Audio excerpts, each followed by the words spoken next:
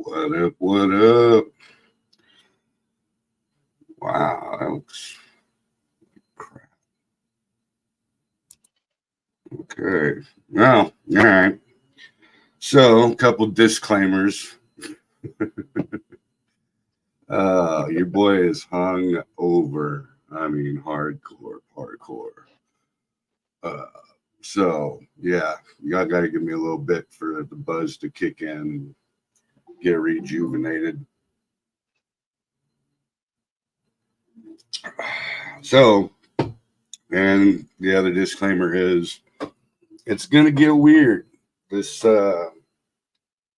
and my boy last night were drinking and having a pretty deep conversation, and we decided we're just gonna bring it out to everybody. Yeah, And that happened. yeah, see what happens. So this is gonna get weird. um, it's a very controversial subject. A lot of people are very sensitive about it, um, and it's been known to divide people. But here at the Speakeasy, um, we're all up for debate, and it's how do I word this? It's it's okay to disagree on things. You know what I mean? It doesn't mean like it has to separate or divide people just because you have a different ideology or opinion about something. A lot of times it does, and to me that's pretty sad because you should just be able to talk about subjects and throw ideas and stuff back and forth without it injuring a relationship or you know making it to where you're divided completely. And if you notice Well, me shaking, I'm very hungover. to be Like I fair, think I think I got drunk like 3 times yesterday. So, but it's my Sunday, so oh, I deserve that. So, so in all go ahead. fairness, we were told all our, you know,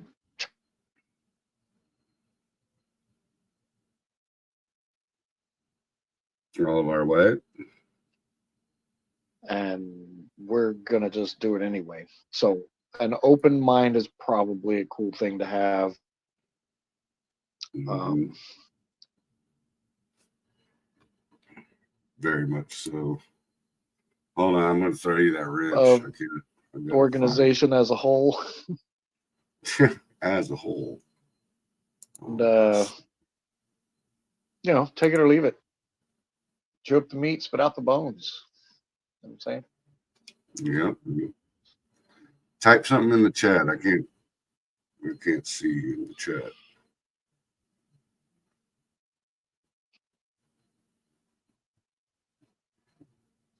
You want me to type something again? Yeah. Oh wait, never mind. Live chat. I got you. Now you're good.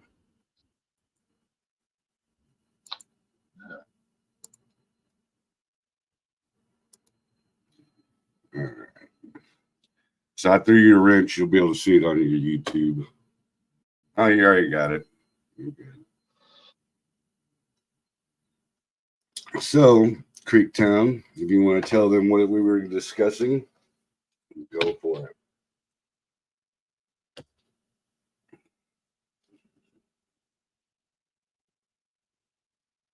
Are you there? I can't hear you.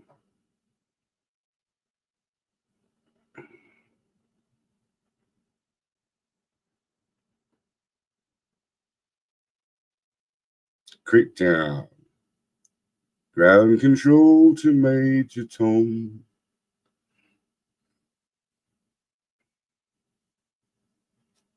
Still nothing.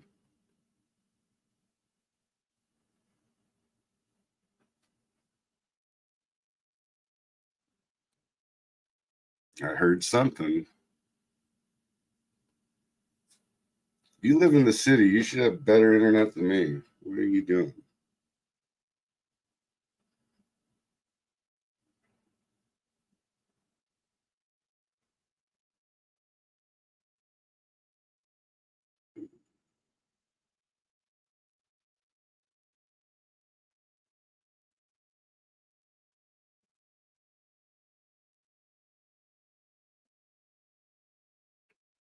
All right.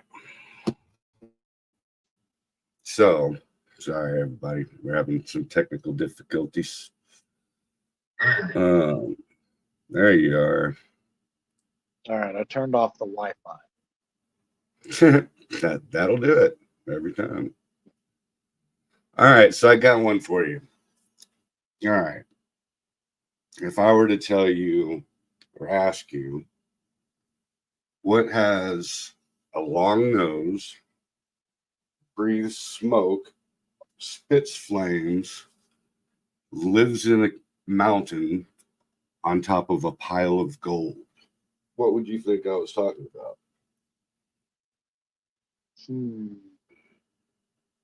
Long nose. Breathes smoke, I spits want to say fire. it's a dragon, but I want there to be a joke.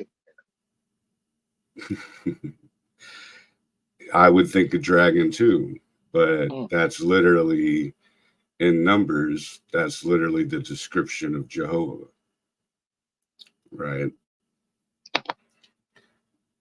So that's the subject, y'all.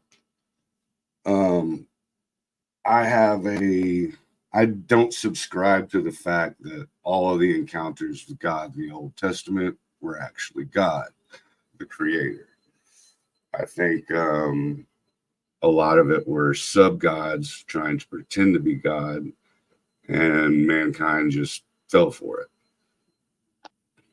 And that's therein lies the subject of tonight's show. And Creektown was having a fit about it. A little bit of a fit, yeah, a little bit of a fit. Yeah, because we're all taught that everything in there is 100%, and there is no fallible when it comes to scripture, But I also take into account of man changing it all up. So you have like the Council of Nicaea that removed X amount of books from the Bible in its entirety, uh, you know. Now, And go ahead. you said Jehovah, but Yeah, from what I can find, there's a Yahweh the dragon, yeah, Yahweh the dragon. Yeah, and then there's the the cast out dragon from Revelation. right. So that's another thing too. Is the way I perceive it and the way I believe in it is that there is a hierarchy amongst these gods, lowercase g's. And I think just like on the adverse side, right? Because okay, take it back to original Genesis. You know, uh, they made mankind in our image. It's a plurality. The Elohim is a plurality. So there is the ideology that there is God, the creator, that created the universe, created everything. And then there's these sub beings, just like you have on the opposite side of the playing field. You have Lucifer, you have Satan, in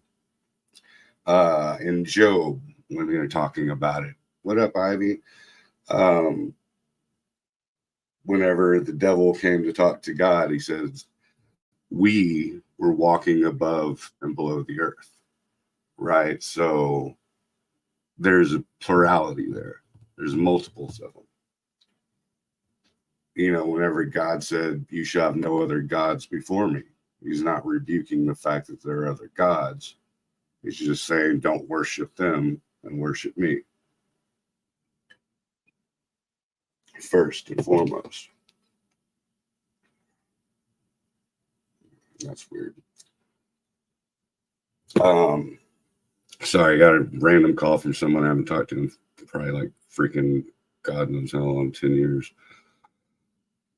So that's where it sparked my interest, right? And Creektown was saying, go ahead and give me your view on it. Well, no, I'm just well, so based on the conversation that we were having yesterday, Mm. it seemed to me like, so I've had a real loose grasp on Christianity and morality throughout most of my life. My bindings aren't very tight, and so I've seen and heard a lot of people's different their takes on what they think it is. I might be agnostic or something, but all of my formal training would be Catholic. So Right. what it sounded to me like we were getting into was that there's another view of the garden and the duality that is backwards from what you would have been taught as a Catholic, right? So God's the good guy, the devil's the bad guy, and they fight good and evil, whatever. And then the other view that it seemed like we were headed towards was God, that typical God is a slave owner, and the serpent is the releaser of the slaves or the freer of the slaves. Yeah. I mean, there. Okay, so I don't believe I don't give the serpent any props. Well, we I'll started put it with a that way. description. Right. But what I do know is that, right, there was a point in the Old Testament where God had everybody get wiped out. He was like, go and wipe out, this colony or whatever. And he said, I want 1/3 of the women, I want 1/3 of the gold, 1/3 of, I forget what else the other third was. But so there's a lot of human characteristics when they talk about the gods of the Old Testament. Like, what's the God that created the entire universe have to do with wanting any gold, right? Or any kind of materialistic, to me that sounds humanish, or definitely not something that you would think that the creator of existence would even care about, right? Well, if we were made in that image, it does sound like something an average dude would think about. Mm-hmm. I wouldn't mind a third of the women and a third of the gold. Yeah, but see, that's what I'm getting at. So, and this goes back to, and this is also for all y'all out there, don't listen to me or believe anything we say here, because this is all just random. And I think a lot of times, especially with the internet and YouTube nowadays, it's just quick to take something as a fact that some content person says, and then you just run with it. But I suggest all y'all, follow your beliefs first and foremost, and do your own research and figure it out, and then come to your conclusion. But don't, by all means, don't take anything I'm saying here, because if I'm wrong, I'm wrong. You know what I mean? And I constantly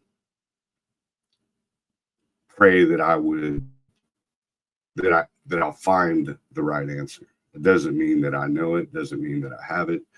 I just go by some of the things that I see, and that's why I don't literally, when I say stuff, y'all know me, y'all hear me talk.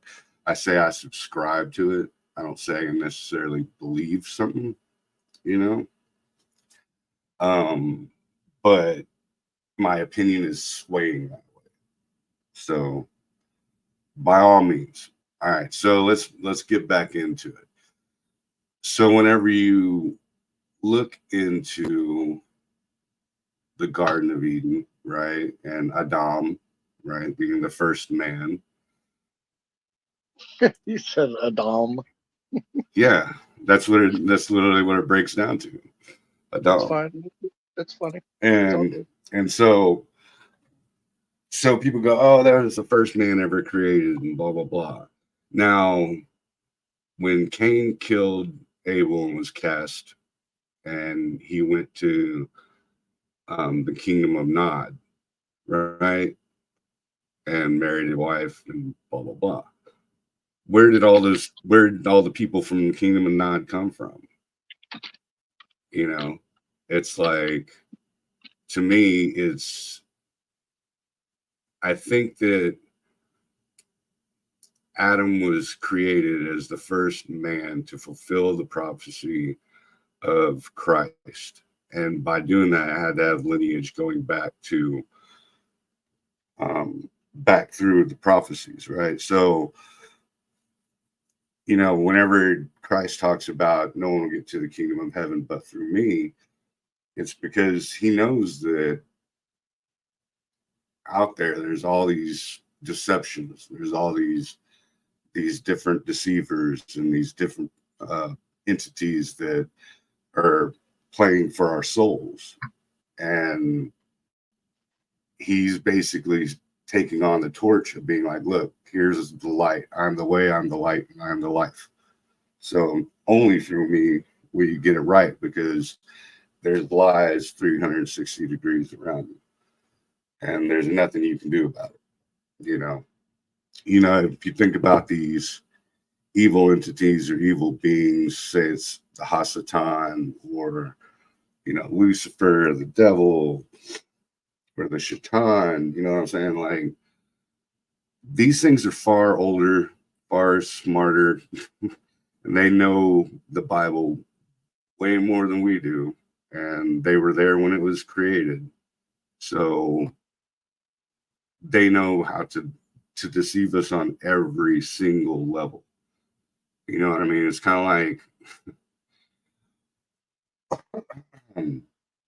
like trying to stay freaking healthy in the world as it is now. You got, they can hit you with chemtrails or plastics in your food, or so, like, everywhere you look, fluoride in your water. You know what I mean? So every facet that's been created for you to live through or live with and through can be contaminated. You know what I mean? So that's kind of how I go with it when it comes to spirituality and the battle for the human soul. Okay, well, quite literally in Genesis, there's a breakdown of the creation, Mm-hmm. and then there's the first guy who Right. named all the animals. Right. In the garden. Well, Mm. on the earth, throughout the creation of the heavens and the earth. I don't think so. I mean, I'll I go mean, with I you get on it, it. but It's possibly, I mean, we can take whatever we want as truth, but according to the words, I mean, I can look it up. Where's the Genesis? It was like page 3, right? yeah, no, it's right there. Yeah. It's day 6, I think. Yeah. If I Google Genesis and I don't get Phil Collins, I'm gonna be upset. But see, Okay, so that's one too. All right, dig it. The So earth was formless and empty. Darkness was over the surface. the surface of what? The waters. The, this and the Where did the spirit. waters come from? There's a comma, okay? And the spirit of God was hovering over the waters. Yeah. All right, So look, this isn't a flat Earth discussion, yes, but it is. It's gonna be by the I'm time this rum kicks in and my hangover not. goes I'm not away. ready. I'm not ready. All right, where is it at? 9. Let the water be gathered to one place. Let the dry ground appear. Let the vegetables, seed-bearing plants, and herb. Mm, So that's when he made the I'm sorry. weed. I don't even smoke. But Uh, yeah, the great lights, the sun mm, and the moon that orbit multiple lights, around. not just one that reflects the other. Luminaries. Yeah, understood. Moving on swiftly now. Winged Nothing to birds. see here. Yeah, move along, people. Move along. All right, here we go. 26, verse 26. Let us make mankind in our image. Right. The house of El, the Elohim. Let us make mankind in our image. Now, clearly, God was British because they always refer to themselves as us. So obviously, Okay. um, I like this poncho guy, Weirdos Untied. Unite. I Yeah. mean, So, untie. so God created mankind in His own image, in His own image. In their own image. No, in His gendered image, male and female. Okay. He created them. I'm probably going to lose some subs over that one, but all I just wanted to be a dick. It's fine. It's fine. Yeah. And roll over the fish and the birds and whatnots. And then right. eat all the trees and the herb. It's yours, right? Right. So, but then also there is Genesis chapter 2, where the creation story is retold over again. Right. Oh, I never made it that far into the book. Yeah. See, there you go. Let's see. Ah, this hangover is kicking my ass, dude. They were completed by the 7th day. Blah blah blah. Then Adam and Eve. No shrub, no plant. Okay, blah blah blah. Back through, but streams came up, water, breath of life, blah blah blah. Words. Yada yada yada. Good and evil. Yeah, there we go. Yeah. And then he named some rivers. The entire land of Cush. There was some Cush. There was a Tigris. Yeah. The Lord took the man and Euphrates. put him in the Garden of Eden to work it and take care of it. So there you go. So I don't know, like if we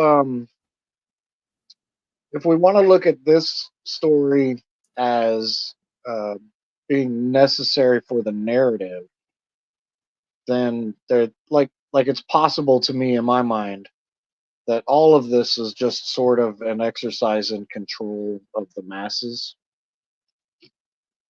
Mm-hmm. And so if we didn't have this story with the first guy and the good and evil and the oh you screwed up and got kicked out of the garden, then you wouldn't have roots for the good and evil that you and I would have to make choices on throughout our lives in order to create a little bit less chaos in the world. Right. See, yeah, exactly. but if you and that's sticking just strictly to the narrative, right? The official 66 books that are the Bible, which was Yeah. tampered with by the Council of Nicaea. Yeah. So if you take in the other ones, like the Book of Enoch, for example, The Dead Sea so Scrolls. yeah, it's almost a different type of a story. The creation story is changed up a bit. Like God created everything, the Creator created everything, and that's why I say the Great Spirit. Not just because I'm Indian, but Yeah, you're mixing up some Plains tribes. right. So, but if you look at that narrative, then it's more like it kind of subscribes to what most people would consider the Anunnaki theory. Mhm. That the universe was created and then they created us. Well, and that one's kind of cool too because that could fit the narrative of, well, this is the first guy that was genetically modified and recreated by what was the Anunnaki guy's name? Whatever, that guy. Yeah. And Well, they yeah. had a great war, right? They were at war with each other, the good and evil of the Anunnaki. And they have a flood story, right? Yeah. Epic of So Gilgamesh. it's possible that that this Adam character could be the first genetically modified half alien, and then all of those other Neanderthals existed out in the world. Right. And maybe the garden was on the ship. Who knows? Right. Yeah. See, and that's where a lot of this type of shit blows up in people's faces, and they don't want to hear it or say it or think outside of the original box that they were sculpted and molded into believing. It's really, I've always said, it's a quote, it's not mine, but that it's easier to lie to somebody than it is to convince somebody that they've been lied to, right? Because you don't want to feel like you're a dumbass. Fair.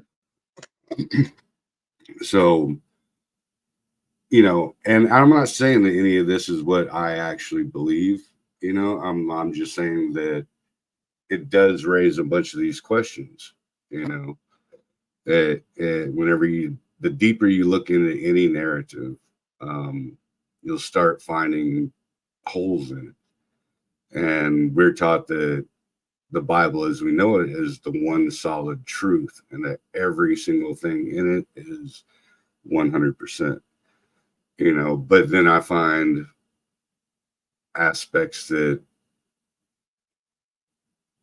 people consider God in the Old Testament that don't sound like the creator, the one true creator to me. Why would, if I created the universe and um and I literally created gold, why would I care about gold? That's You know what what I mean? the 357 guy said The who? in the chat Oh earlier. yeah. Yeah. Creator want. Right, exactly. Because you created But it. Why would you want it? then you're falling off of both of the other possibilities, right? So if that's the case, and this creator guy that we're talking about is the one that can make the gold, then there's no reason to think that he would be involved in this garden story at all. Right. And he wouldn't be the Anunnaki because they were here to mine gold. Right? Right. They were here to use the people as slaves to mine gold. Sorry, works. I got a new hire, so Yeah. she's yeah. Yeah, exactly. So you know, and then like you think about, um,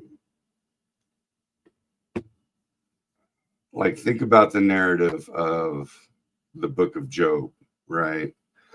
So if I'm the creator of all, you know, and the Hasatan comes to me and goes, hey, well, I bet you that if you took this stuff away from this dude that loves you so much, that he would turn on you.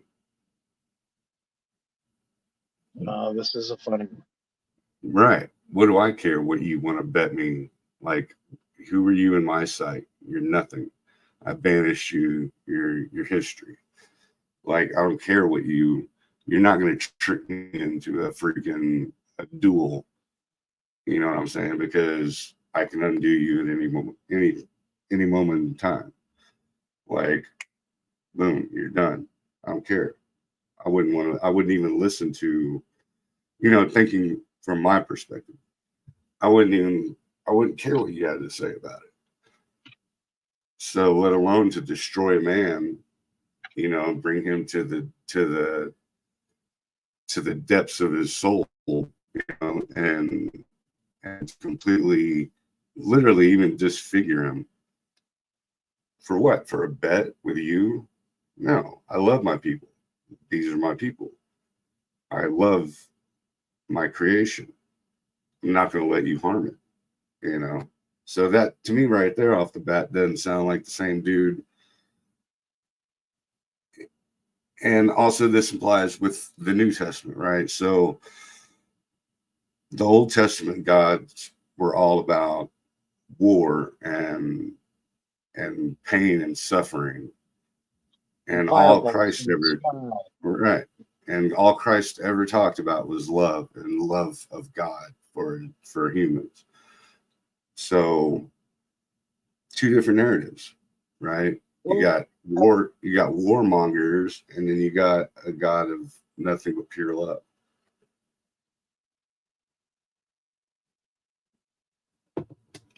and I wanted to say that Job was further down in the Old Testament because it seems like there's a point where there's just a switch from angry fireballs to fuck it, you know. Right. Well, according to a lot of sources, Job is actually even older than Genesis. If you understand the narrative, so that narrative, the way it goes, is that like we were saying earlier, he fell upon the waters of the deep, and his spirit moved amongst the waters, right? So that means there was something already there. So the creation story can go in a direction, say like that's our creation story, right? Not the entire world's creation story. And then you go back to like Giglio Tepe or whatever the place is. It's like, or the younger Dryas, which is older than where the Old Testament begins. So it's saying that yeah, there was like that's the reset theory, that there have been, you know, humans and colonizations and ancient cultures and ancient histories, but it got reset and wiped out, and then now this is our creation story. That's Well, and another that way to look at it. that particular phenomenon, like the reset that would have been about 12,000 years ago, Mm, sort of fits with the the one of the big problems with the Bible is that it's only got about 5,000 years worth of history, right? right. And so if there was a reset 12,000 years ago, that might make a little more sense. Yeah. Yeah, exactly, dude. And you know, everybody take all this with a grain of salt. I'm going to keep pushing it out there. This is just ideologies and We thoughts just and spitball. theories. Yeah, it's not. You know, none of this is to be like, you know what he was saying on his show? The Bible's not true. Blah blah blah. Now, it's just you got to be able to be. You got to be able to question, everything, and without being persecuted or unsubbed. No, I'm just playing. I don't care about subs. But Look, if seriously, you really if it's do. that bad, pick it up with a priest. Mhm. Go see the priest about it. They'll set you straight. Yeah. No, exactly. And do your own research and figure it all out. Like just like when people try to argue globe versus flat Earth, I'm like, dude, I don't argue with it anymore. Just go do your research. Go check it out. Figure it out, man. See what you subscribe to. Because none of us have the answers. We're all here and we're all searching for the truth in everything. We're searching for the truth with Bigfoot and with Dogman and with the existence and our purpose for being here and all of this stuff. And what's the point of having a job and working my life away just for green frog skins? They call money and they say it's important. Yeah, that's just my that's my take on it. So we're all searching and we're all wanting to know the truth. But doesn't it say somewhere that the birds get to eat and the flowers get to eat and they don't have to work? Right. Yeah. Do I not feed the birds? Yeah. And how much more do I love you than I love them? Yeah. Right. I still have to work because I don't have rich parents. Yeah. Well, that brings up a totally different narrative also is, if you break it down to 100% all the way down to basics, then, well, George, you don't have to watch, but I appreciate the view. All right, you said it 100 times.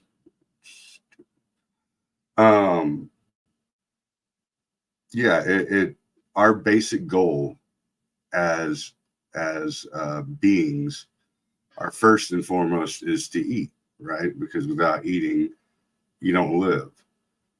You know what I mean? So that is our instinctual drive in life, is to eat, right? And then after that, then to produce, mass produce, right? To, have children and whatnot, replicate. But so, yeah, as far as an instinctual being, that's your first and foremost priority, is within anything, right? But you take like, I got you last it. Yeah, no worries. Damn, I lost my thought, which is not hard because, like I said, extremely hungover. Extremely hungover. Dude, I saw the sunrise. I don't really remember it that much, but where was your God on that one? Yeah, it was great. Great. So pardon me, y'all, if I am being boring. And I am, Hey, I need a refill. Go for it, bro. But it is interesting that if we think about the difference in the portrayal of the attitudes of the God guy or whatever. Right. From the Old to the New Testament, why he's so lovey-dovey, maybe they were talking about a different guy. Or maybe he just calmed down after he had kids. You know what I'm saying? Yeah, I mean, I try to. I'll be right back. No, that's funny though. That's funny. Yeah, because you could go with that one. But I think what it was is the purpose and the reason for Christ was the true beacon of light for us to flow to. Right. It had nothing to do with anything other than saving our souls and getting a true path to God's original intention and purpose for us. It was about, loving your neighbor and not, doing exactly what a lot of people do, which is it's my way or the highway. I'm right, you're wrong. All that is division. Christ was about unity. So, and so much to the point where, they literally had him excommunicated for it. There's no bigger threat than the truth. And a lot of people don't like the truth. And also that's another one, right? So you think about the Pharisees and the Sadducees and who they worshiped, right? They worshiped Jehovah. I don't know what those were. The what? You don't know what was? You just The Pharisees and the Sadducees? Yeah, what are those? Those were like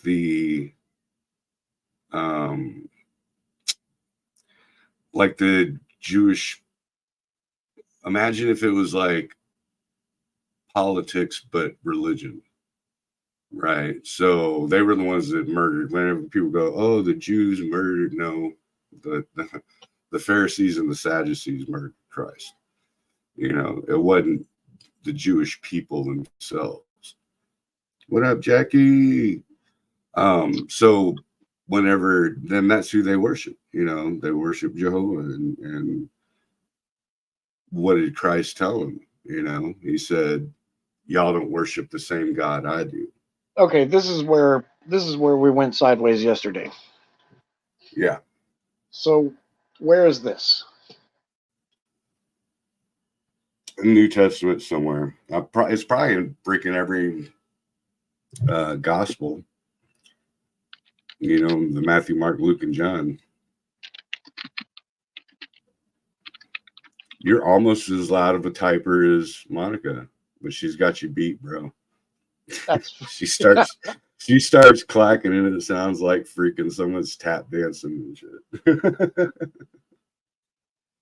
And for everybody, she's supposed to come on. She was supposed to be like 8:30, so I'm not doing a show with Monica because that's my freaking go-to. She's my co-host and hold on. Is this in Revelation?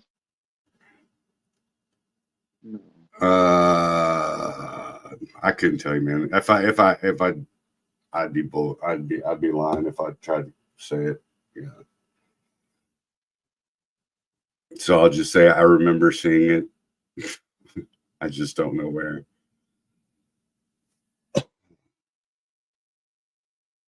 But yeah, so that brings up the fact, like,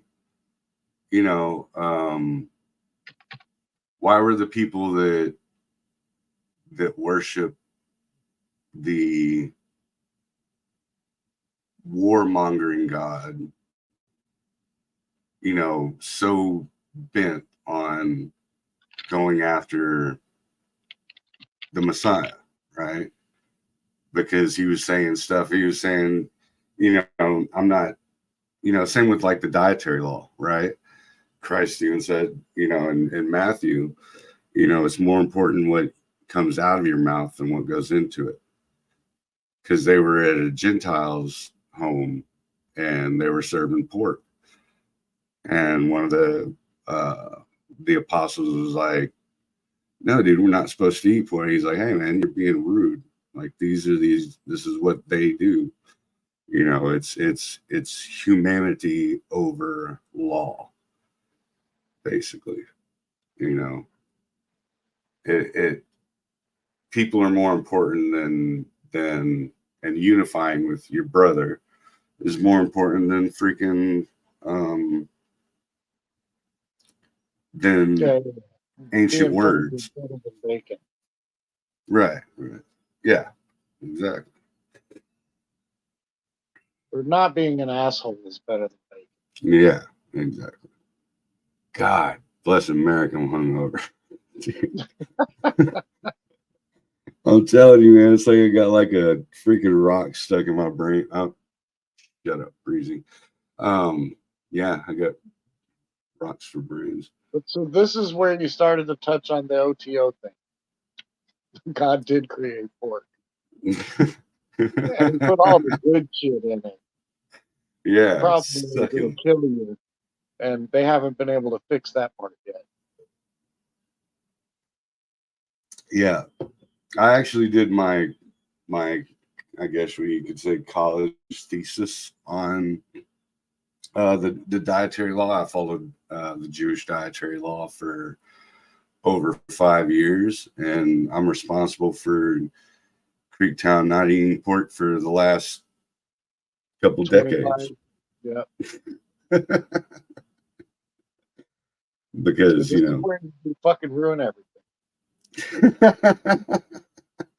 just go eat a pork chop and enjoy You're the reason that Dad left and transitioned. Well, you know, your mom's hot, so you know. See, that shit right there. That's why no one likes you. It's not the only reason, but it's a good one. Yeah. So Because I can't find it. I think you made it up. I didn't make it up. I'll Yeah, you find did. it. I'll find it offline and I'll let you know. But yeah, so that's the ipso facto of what we were getting into last night.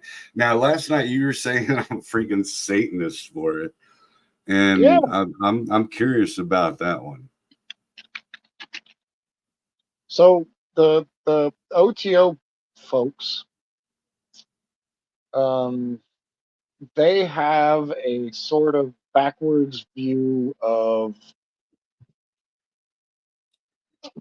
well, I say Oh, I know what backwards. you're saying. Yeah, To them it's normal or whatever. That that the God that you and I know, the only reason that he refused to allow you to eat from the tree of knowledge was because you'd be a real shitty slave if you knew what was happening.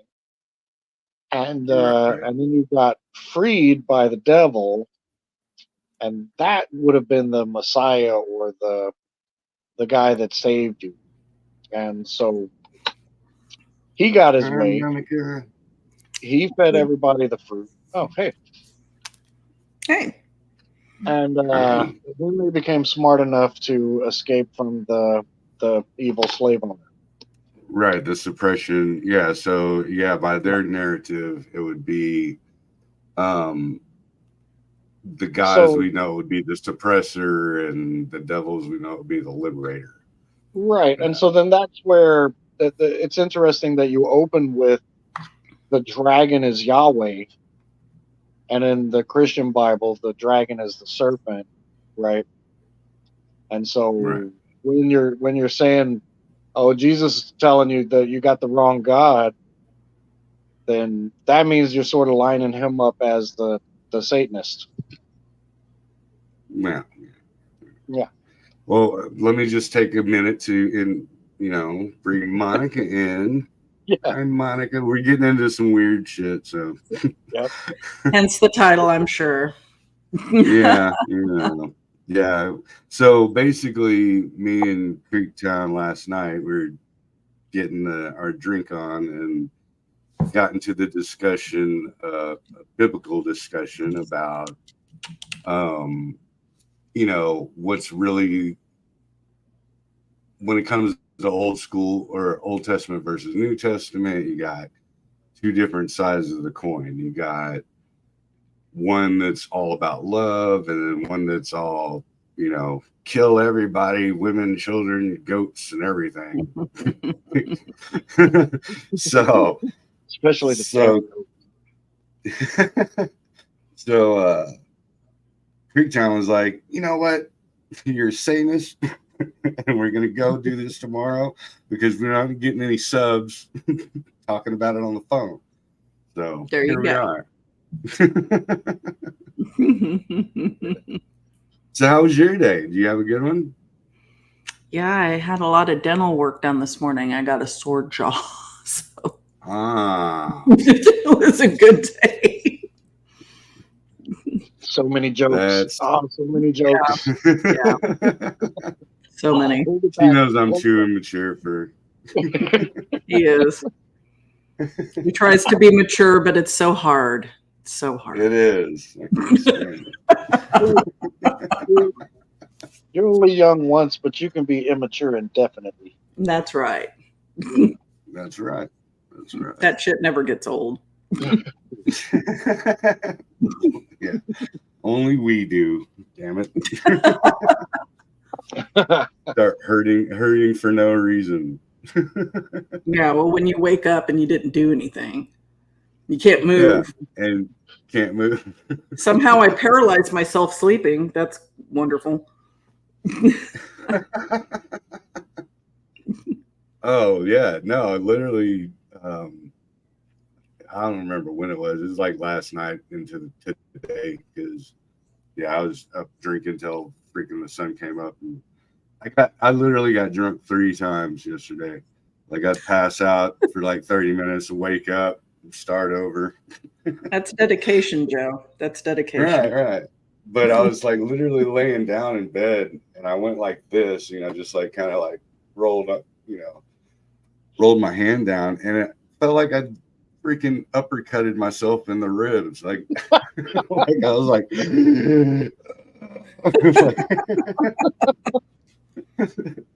like screw this, dude. I didn't even do nothing. I'm hurting. So, but yeah, I have a wicked hangover, so my energy is. See, I told you she's got you beat on the keys. He's almost as loud of a typer as you, but you got him. Well, I'm sorry. Here. God, now I can win. It's all yours. You can type loud, but can you type fast?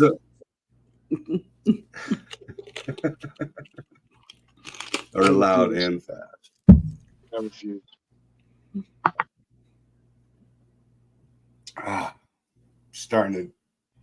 Booze is starting to kick in, so I'm starting to loosen up a little bit. There you go.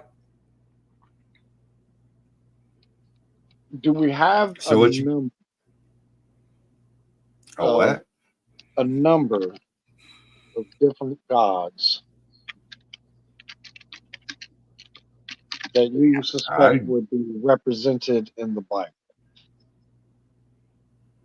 Well, if you go by just namesakes, there's Yahweh, Jehovah, damn,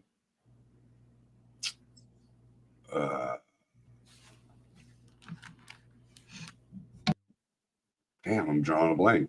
But yeah, I mean, I guess even with just those two, you got the Creator, right? And the I Am, right? So yeah, I think that same hierarchy, like I was saying earlier, is same with the opposite side.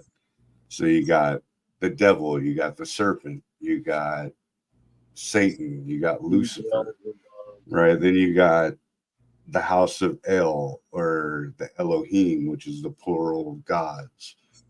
And then you have the Hasatan, which is the plural bad guys, to put it easy. You know what I mean? So, and it would be, okay, so like if we were dealing with, okay, so if you think about it, the history of this comes from the Hebrews, right? And this is pretty much their story as far as the Old Testament goes. You know, the 5 books of Moses. So why would there be name changes? You know what I mean? Why, wouldn't they keep it the same because that's their major belief system? It's not like, if you were telling stories for generations about Breezy and Monica, their show, you'd be saying the same name. You know what I mean? It wouldn't be switched up and swapped out.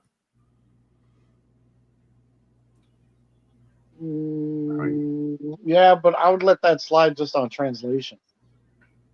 But they're speaking the same language, right?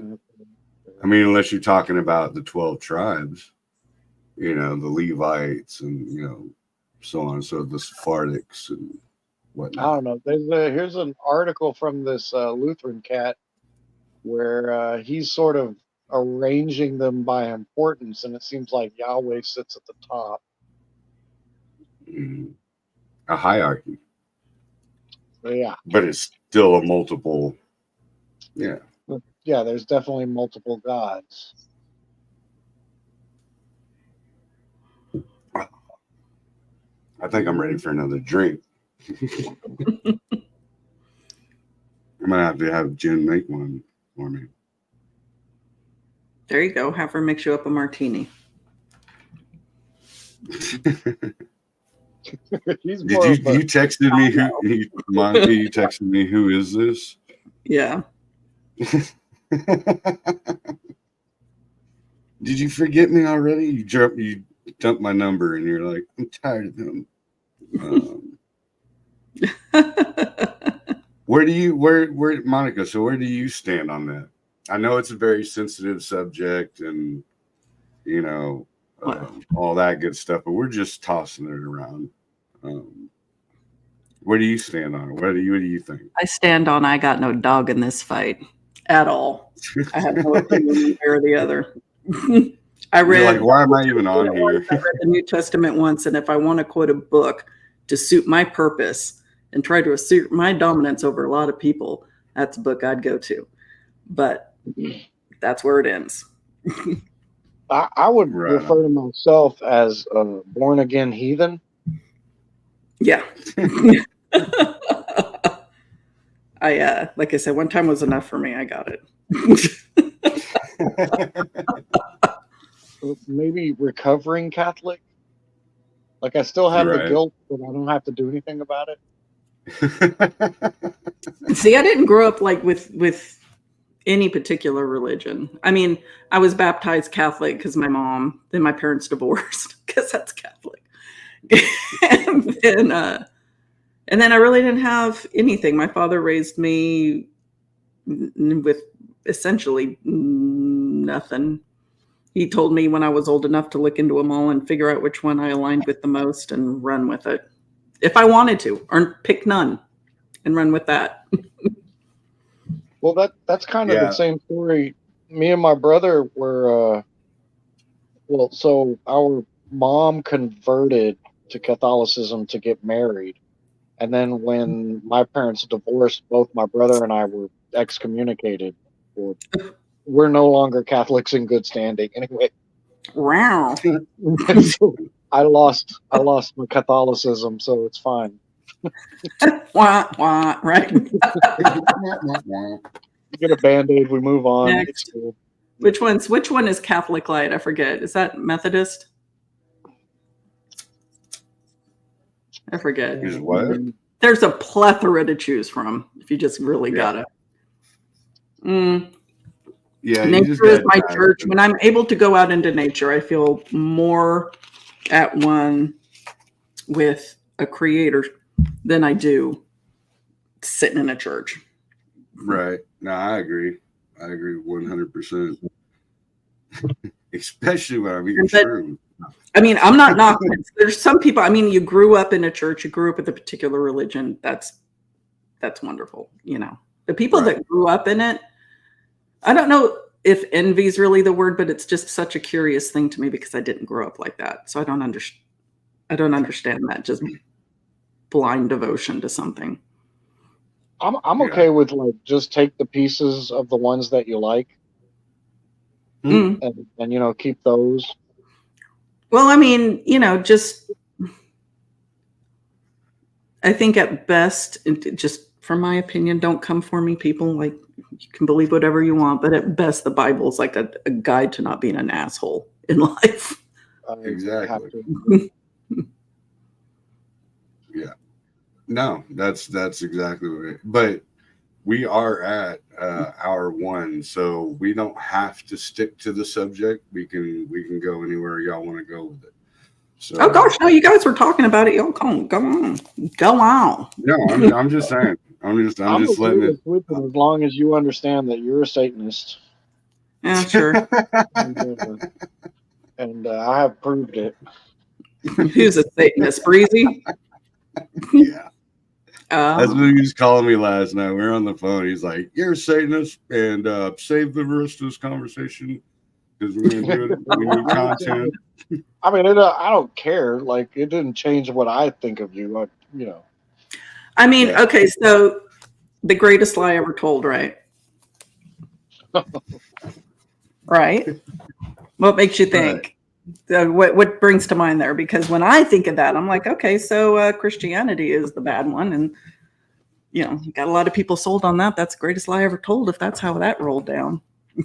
Right. Well, I mean, and especially with native background, you tend to instantly go to, we were forced and shoved this narrative down our throat. We loved nature. We were all about, we didn't care about money systems, monetary systems, nothing like that. And then these dudes come over and we're like, "Hey, what's up?" And they're like, "Screw you guys. You're going to a reservation." You know what I mean? And not only that, but you're going to get stuck in a school and you're going to have to learn our ways. And if you don't conform but you get shampoo. Well, I mean, and deodorant. Yeah, that's why my hairline looks like it does, because the poison. And we get smallpox too. Blankets full of. We get shampoo. It wasn't my fault. It was in the blanket. Yeah. That's not a good trade. That's not very Christian of them, But although, but without, well, I don't know, give or take what you think of our legal system. Without Abrahamic law, we wouldn't have judges.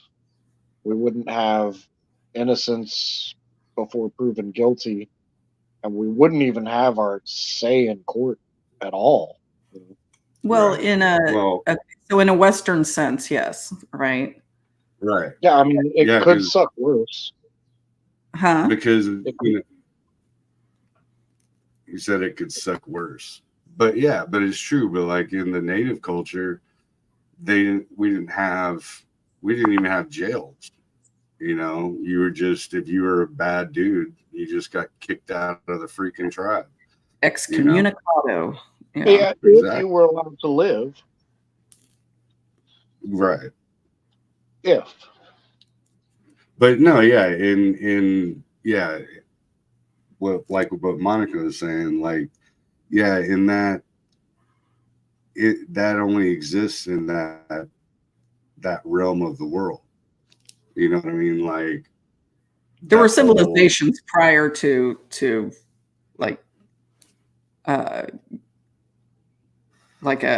any kind of Christianity making its way west, right? I mean, well, but specifically our experience in the U.S., it's pretty heavily Christian. Well, sure. Sure. And I kind of like it here because it's easy. You don't have to like, go Europe. there's worse places. Oh, yeah. I'm good with just staying here. Yeah, sure, it sucks on days when I have to work or whatever, but it's still better than other places. This is true. This is true. Yeah, and I think, but when do we trade,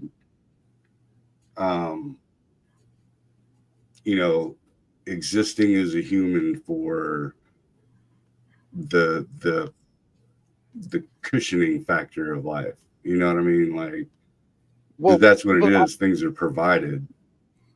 Well, no, but the point I'm getting at though is if we had followed your interpretation, we would probably still be throwing people off the pyramid. Sure, if you're south of the border. Yeah. I mean, if we hadn't have stuck to like we can say, the interpretation is wrong. You're that's the wrong God. Whatever. That's fine. But without all of us following that mechanism of control, we'd be in a shittier position. Maybe. But, that's actually, yeah. That's probably true. Well, no, I mean, civilizations existed long before. But they weren't this cool. You don't know that. Were you living back then? It's cool to them. It's an existence. It's an existence. It's what you're used to, right? I've seen some stories. Interpretations. Right, Again, interpretations. I definitely wasn't there, but I think we did pretty good in this one. Yeah. I mean, no, I think it's, but like I was saying just a little bit ago, it's the trade out. So no longer do you have to go and hunter-gatherer style, and go out and find your food. And now, you just take these green frog skins and take them over there to the HEB, and it's convenient, and all your chickens all hacked up and defeathered and ready for you to cook. So where do you trade the luxury for the freedom? Well, here's a question for you. Do you think that the structure of the society, which was mostly based off the Bible, or at least in this country, do you think that was a bigger influence on it being nice here, or would technology be the bigger influence?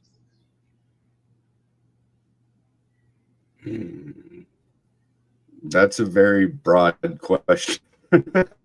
Yeah. Well, I think one comes before the other, but if we had grown the same technology right without the morality, would it have been as good? See, now morality is subjective, right? I agree. Yeah. Historically, though, ours was driven by these Christianity, or in this country. Okay. Okay. In this country. Right. See, I'm just like, I gotta go for colonization. I mean, it was working out fine. Wait, what? Yeah. I said pre-colonization, it was working out fine. But I mean, the world is a big place and people explore and things happen. Yeah. No, I agree. I think that okay, so in the Americas, right?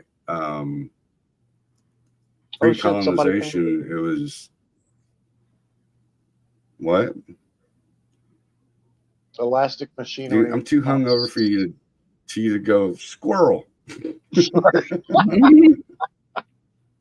Sorry. Elastic machinery found something that sounds like what you were talking about. You don't know what Oh spirit you yeah, speak yeah, of. yeah, exactly. So, but yeah, so in the Americas, like we were grooving along just fine without, you know, the other culture that came in and forced and, you know, controlled us. I mean, You the know, we could go morality anywhere you police. want to go. Yeah, I mean, depending on which side of it you're on, you know, you're on the side that suits your needs better, right?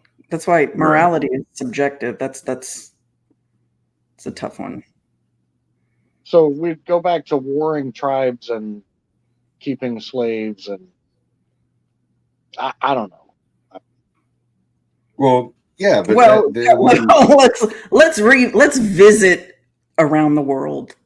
Slavery is not exclusive to any one group of people. Right.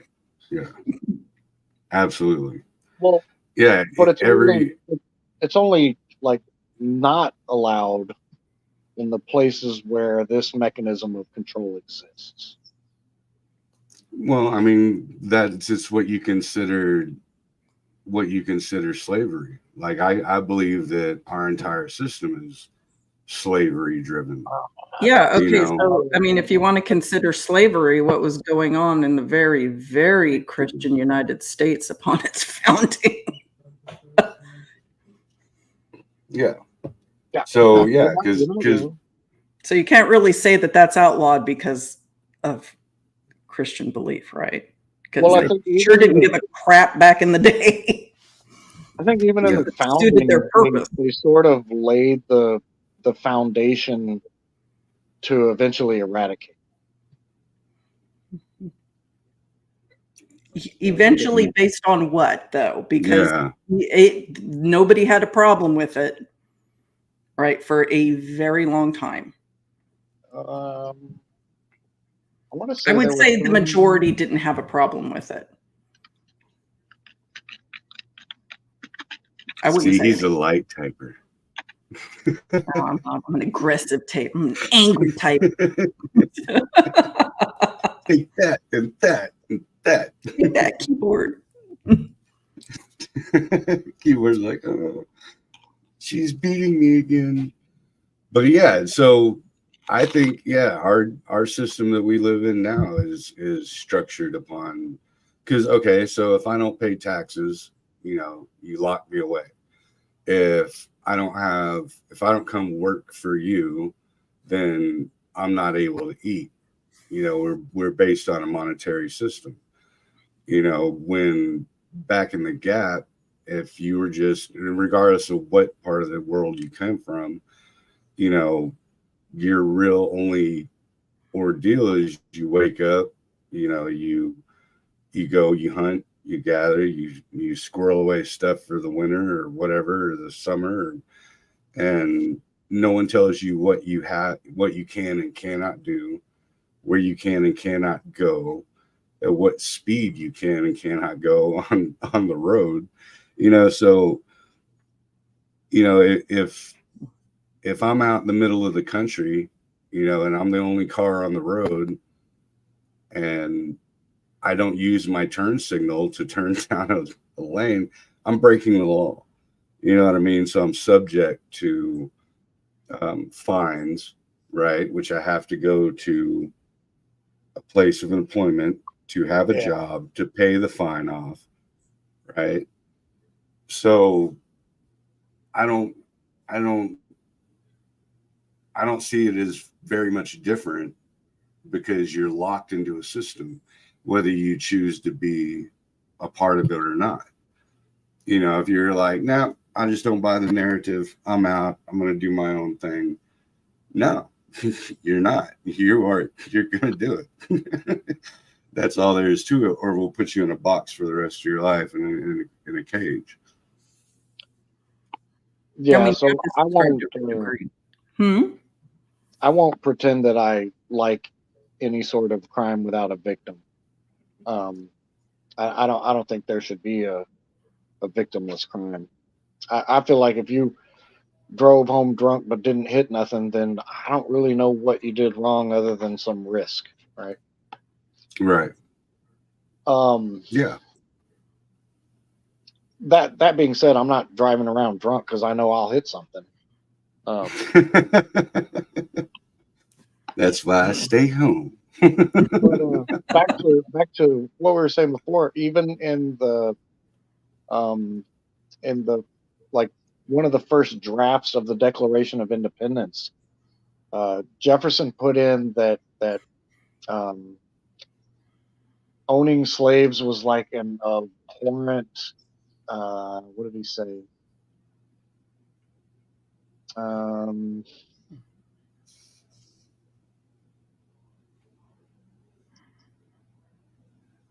What did he say? he said, We're all on pins and needles here. sorry.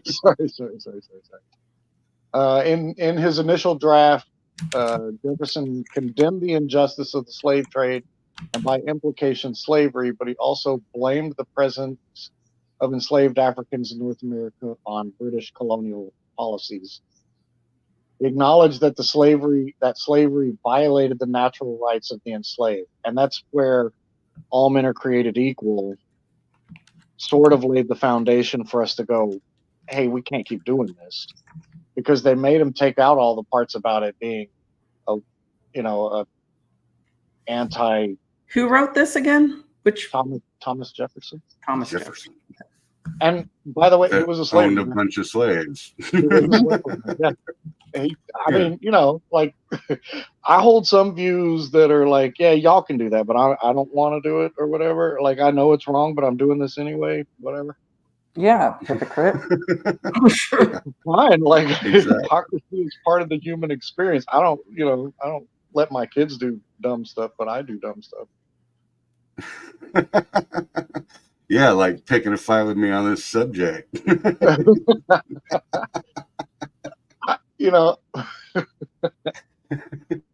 So anyway, my whole point was that if we just said, like, who was the comedian that said that the only reason they created the whole story about God and the Bible and all this stuff was just because everybody was running around being assholes and they wanted to scare them into not being assholes. Right. Even if that's all that it was, then hey, I'm glad that they at least did that. Well, I don't know. I but now it's the same side of the, it's just the other side of the double-edged sword. You know what I mean? Now it's if you're a cop, it's okay to be an asshole and to violate people's rights and and break the very oath that you swore to protect, right? So, but if you're a regular person in the world, shame on you. You're not allowed. So now we're talking like authoritarianism. You know what I mean? I guess that'd be the right word. I don't know. I'm hungover. But so where you rank as far as your title dictates what you can and cannot do and what you can and cannot get away with. And to me, that's bullshit. Like, I'm this person, so I can do whatever I want, but you're a lower echelon, you're a lower being, so you can't. So, oh yeah, that's and that goes against exactly what all men are created equal until you involve money, Yeah. or an authoritarian position. Now you're no longer equal. Yeah, well, there's The three trip to people New living on an Orleans island. is Sorry, what? go ahead. I was gonna say it's like three people living Scott's on life an was island, and two of them saying the other one can't smoke weed. right. Yeah, exactly. Well, we decided. Yeah, it's Scott's for life your own. asked, when is the trip? Yeah, there you go. Monica's got it. January 7th through 20th. Yeah, Creektown, you gotta come with to New Orleans. Have a blast. Even though you'll come up with a reason not to. Yeah, of course I will. Why? What's happening in Nolans? What ain't We're just happening? gonna go party now. Yeah, exactly. We're all gonna go down there and party and kick it and go check out some of the vampire spots and the haunted pieces, the French Quarter. Mhm. What's the the other drunk one? out- The Garden District. Oh, the Garden Yeah. District. Yeah. If you like Anne Rice, you're going to want to be in the Garden District. Hell yeah. Hells yeah.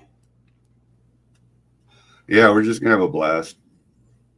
We're looking at Airbnbs and checking stuff out. We're gonna have a pretty good sized group. So Yeah, we are. People are going to have to get their own room, though. Our house is full. yeah, definitely. Unless I rent out some freaking antebellum mansion for 10 grand a night with 20 bedrooms. Yeah, well, if, you know, They're out there. I mean, I can, but right. As long as everyone chips in and does their part. yeah, I don't have like 30 grand to throw down. There was the last time I was in New Orleans, I heard a story about the statue of Andrew Jackson. That he was some kind of racist and he was mean to some really rich Cajun chick that lived down there. And Probably so Creole. Yeah. she had the statue of him on the horse tipping his hat. She had enough money to have that pointed at her house so that every morning when she got up, it was him being nice to her instead of being a dick or whatever. Yeah, you spin it however you need to. You need that statue to face you and be like, "Good day, my lady." Good day, my lady. You go right on ahead.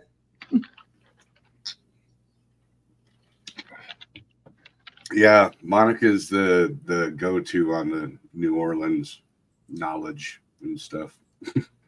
Like, I know a little about it, but last time I was in New Orleans was during the Master P days, so it wasn't a very nice place to go. It's not right now, really. If you wander into the wrong spots, it's a dangerous city. It really is. You just got to keep your wits about. I mean, every major city is at the end of the day. Yeah, go to Houston. You go F around and find out. Oh yeah, you go to the wrong spot. Let me just tell you, like, we are not responsible for you wandering down alleyways on your own in the middle of the night. I advise you do not go down dark alleyways in any part of the city, no matter how well lit the streets in between are. Because when you look down those alleyways, all you see are those like Scooby-Doo eyes lighting up. Don't do that. Yeah. Take the extra 10 minutes and walk around. Yeah. Mosey. Get to Mosey and hoof it. Yeah. No, it's I think we're gonna have a lot of fun. Oh, I know we're gonna have a lot of fun. It's gonna be a blast. And I'm gonna starve myself for like 2 weeks before we go so I can eat everything. Be eating so much food. Okay, so I tried to find that hole in the wall that I told you about over on Magazine Street. I think they went out of business because I know where it was on Magazine Street, even though I couldn't remember the name of it, and it's not there anymore. Which sucks because that was really good. But we won't have any problem finding good food. Nah.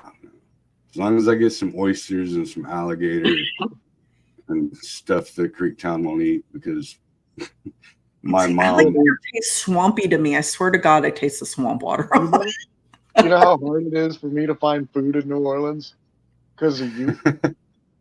Would you eat like chicken nuggets and French fries or something?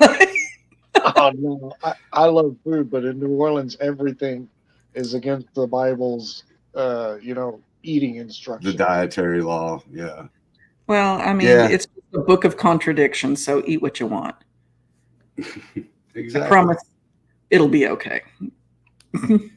No, yeah. So how that actually all started was my mom actually discovered Messianic Judaism, and so she went on this whole big kick about the dietary law and the whole 9 yards. Mm. And me and Creektown, we were young cats. I think we were in our 17 late teens, 17 through maybe 19. And It was so, around the time South Park started. yeah, something like that. And so, yeah, so I went gung ho on it and convinced him that this is the way it needs to be. And I only lasted about maybe 5 to maybe 7 years in it. And he's been kicking it the whole time. He hasn't gone back. And I love my freaking bacon and pork chops. So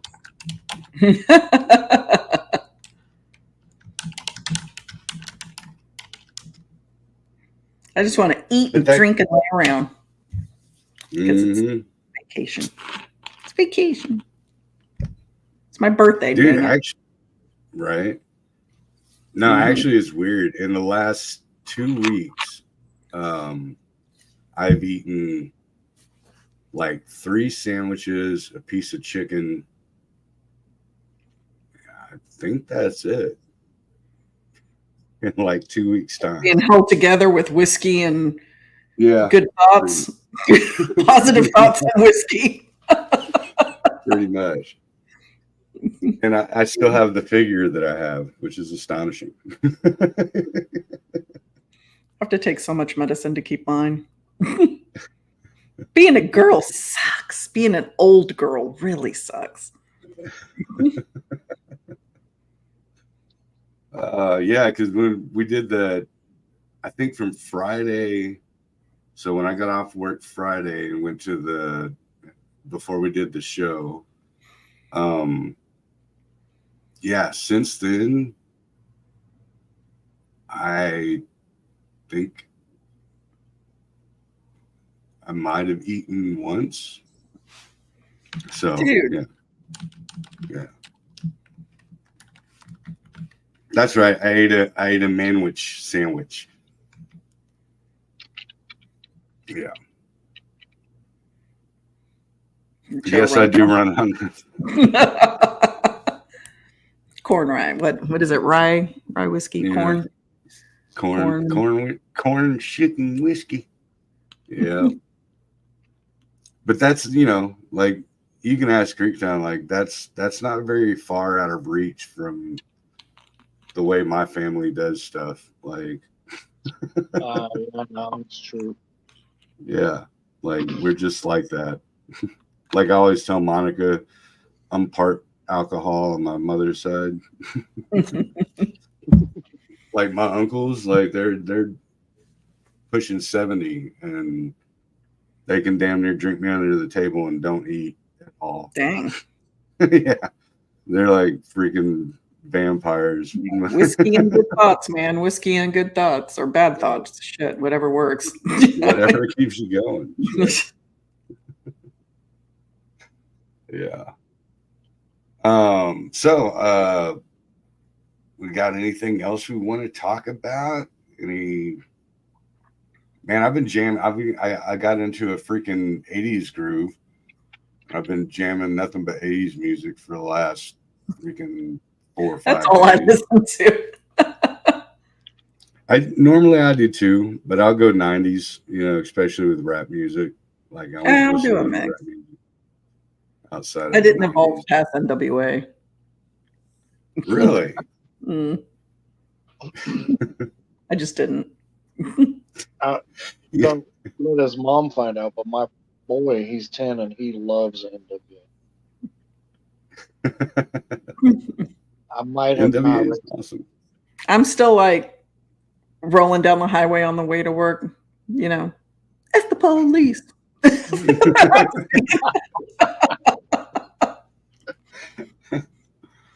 Show up to work all proper, like. Right. Like what was that, Office Space? Where the dude's all jamming hard, and then the flower guy walks up to him or whatever, he's like I'll sing it while I'm looking you in the eye. I don't give a shit. It's a song yeah, no, from the 80s. yeah, no, Monica don't give a shit. I don't. She'll die on that hill. I will die on that hill. Foo Fighters. I had a problem with. Man, I like Grohl. Don't shit talk Grohl. I'm not. Okay. I'm not. I just, you know where I stand. I just have a, like me and Creektown, man, we used to.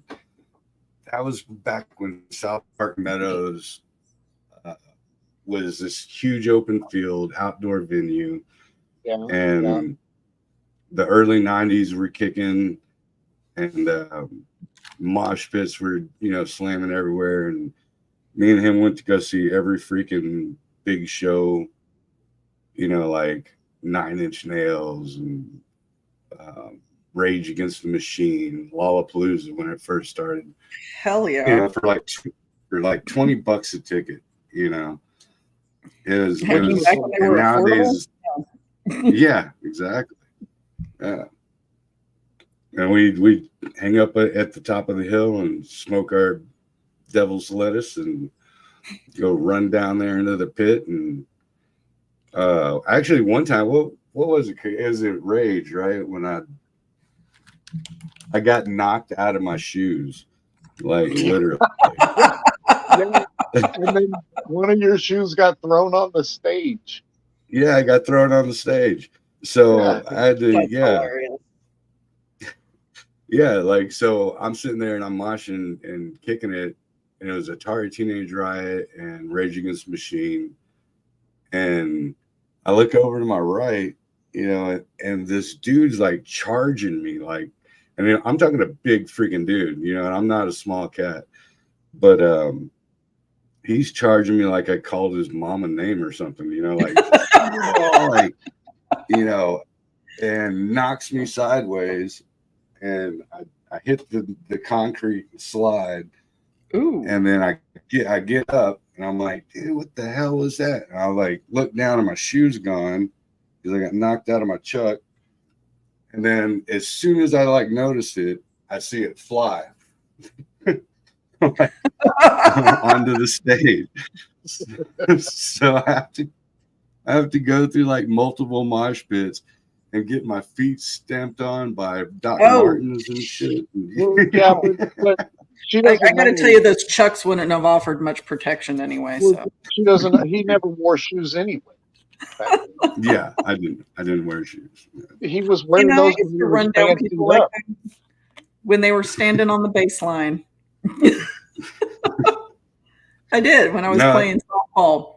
I had this one dude that would always stand on the baseline, and I'd drop my shoulder and just plow through him. Get off the baseline, asshole.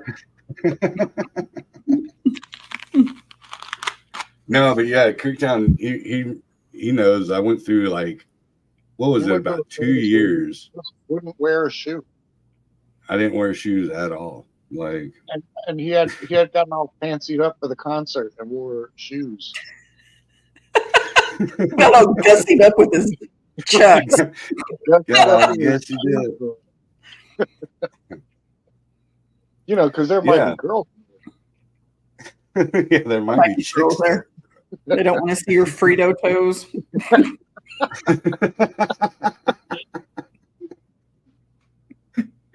I want to hide the defects. Till it's too late, they're committed. Yeah, then it's on like Donkey Kong and a fistful of quarters. Or just keep your socks on, whatever. Yeah, one time, so me and Creektown, we got into making homemade smoke bombs, and what was it? It was saltpeter and sugar, so you can actually, it's like a ratio, and once you light it, it'll make. So we ended up making this freaking smoke bomb inside my shed in the backyard, my parents' shed in the backyard, and it wouldn't stop. Like it kept smoking and smoking and smoking, and I was like, Creektown was like, dude, what the hell? It should have already stopped by now. And so I'm like, I'll go check it out. I'm barefooted, walking, and I like put my head out the little window, and I'm like, dude, I don't know, man. I was like, something in here is hot. Like the ground's hot. And it turns out like I'm literally walking on freaking charred boards and wood, like walking on coals. And he was like, what the hell? How'd you, I'm like, I don't know. And then there was another time, what was it? Where were we going? We were going from Austin to Round Rock or something. That was the day the wheel fell off. Yeah, the wheel fell off his El Camino. And did God take the wheel? Yeah, I took the wheel. Jesus took the wheel on that one. Wrong wheel. No, someone had sabotaged him because the wheel came off, and we could go out, get out and look at it. Yeah. And all the lug nuts for that wheel were in the back of the freaking char. Yeah. The guy that took the lug nuts off just put them in the back. So we had to walk like miles and miles till he just left the lug nuts in the back of the El Camino.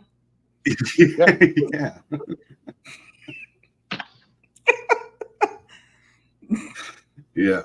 Yeah. So I'm walking miles without, and this is like summertime, so hot ass Texas asphalt, and yeah, I'm like barefoot. He's like, dude, you all right? And I'm like, yeah. I'm like, oh, glass. Yeah, we ended up in a strip club parking lot or something. Wasn't that at Joy? Or it was Joy, the men's club. It was Joy Men's Club. Yeah.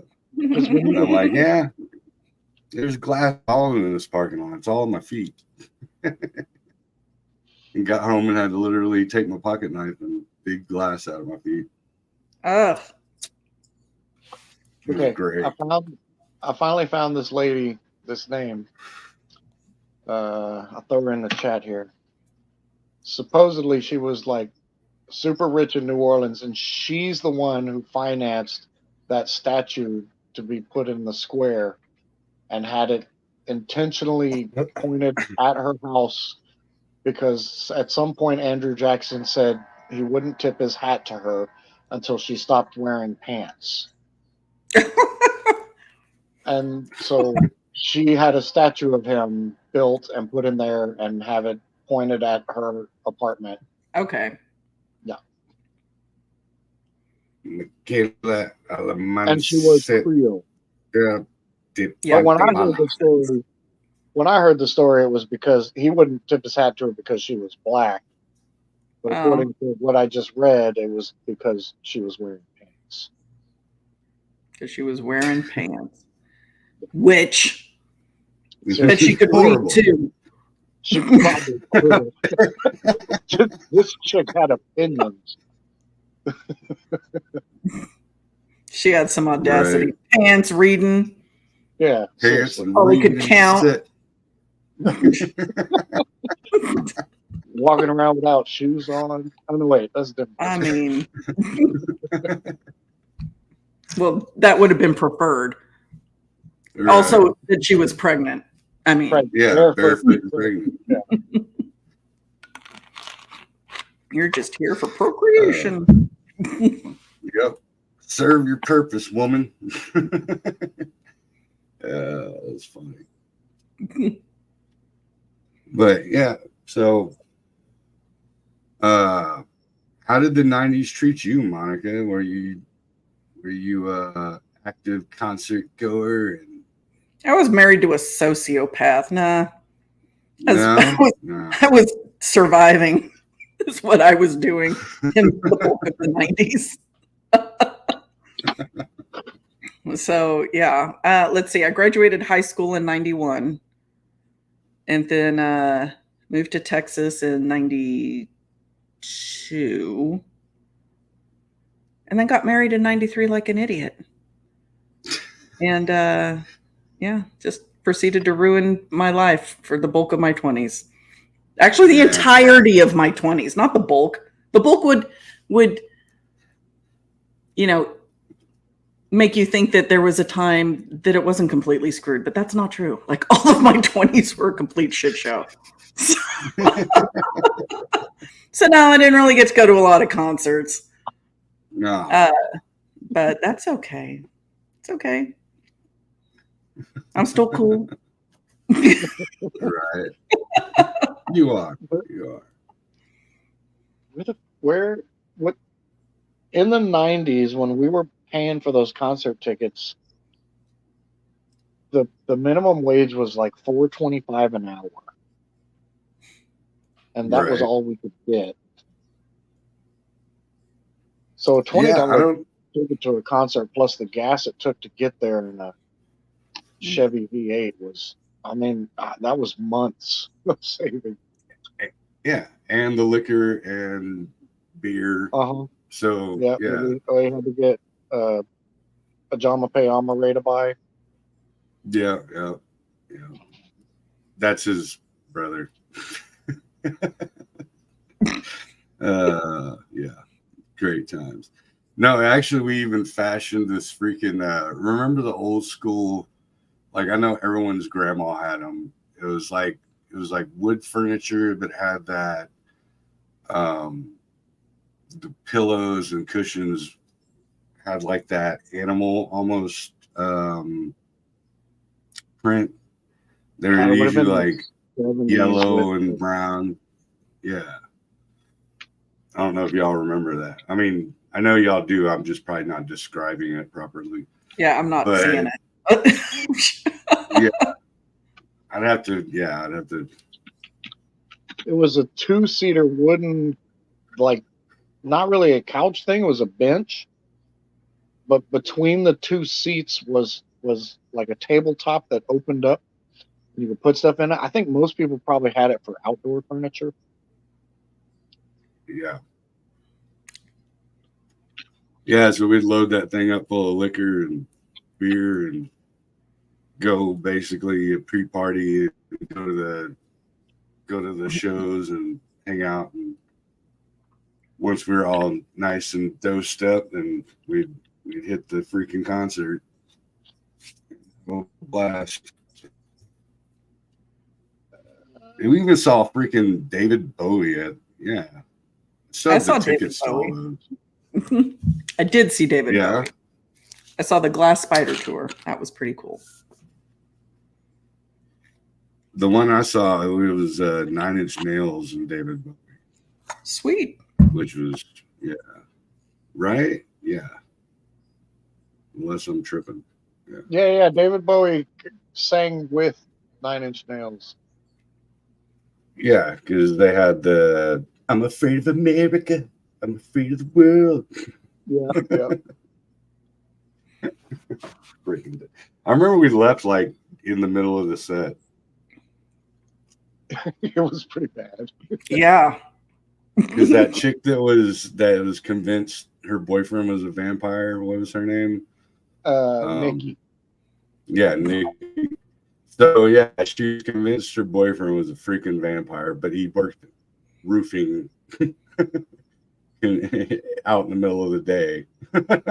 Like,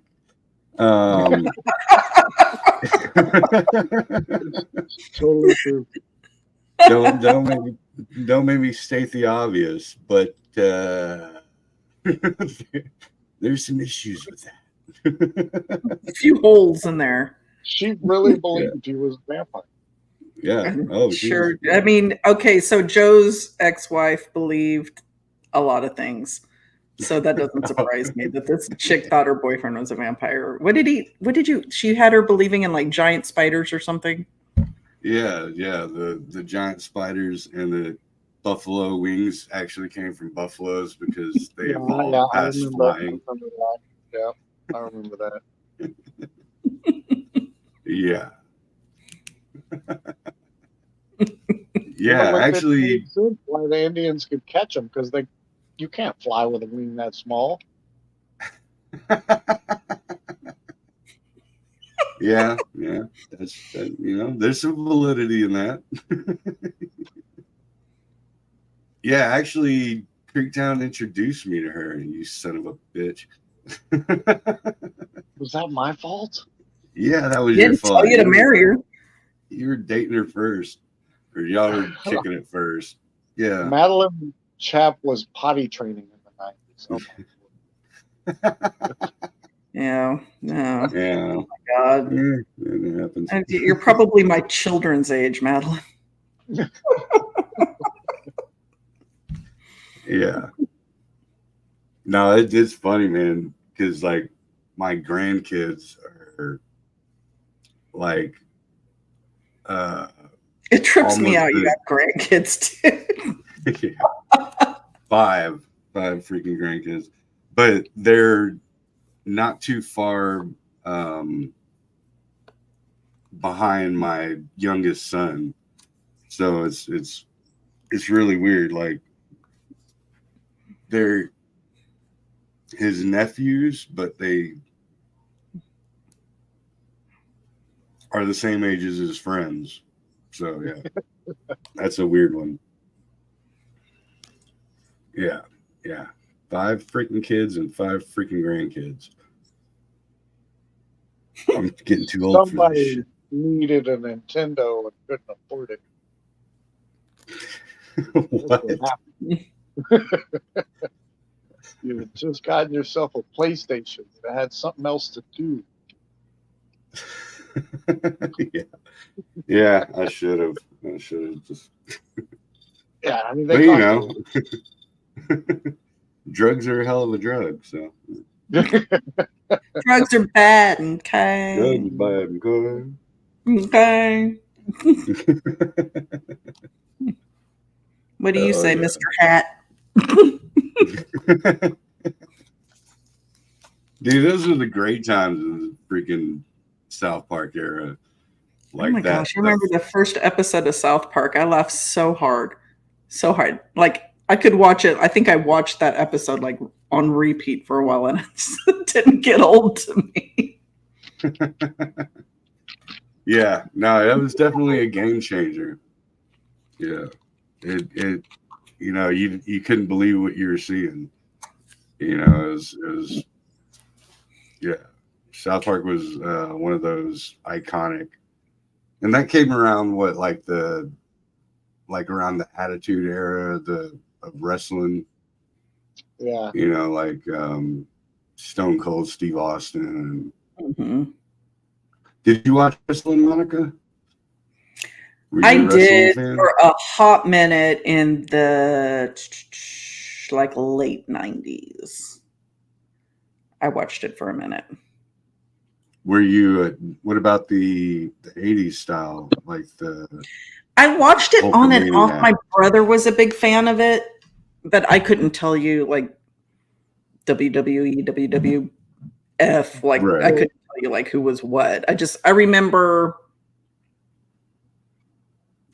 it coming on, and I was just not super interested in it. I mean, I was a teenager at that point. When my brother started watching it, I was probably like 15, 16. I had better Did it shit have to do. I had to go to the mall, dude. Like that's what I needed to do. I don't want to watch grown, oiled up men wrestle around with each other.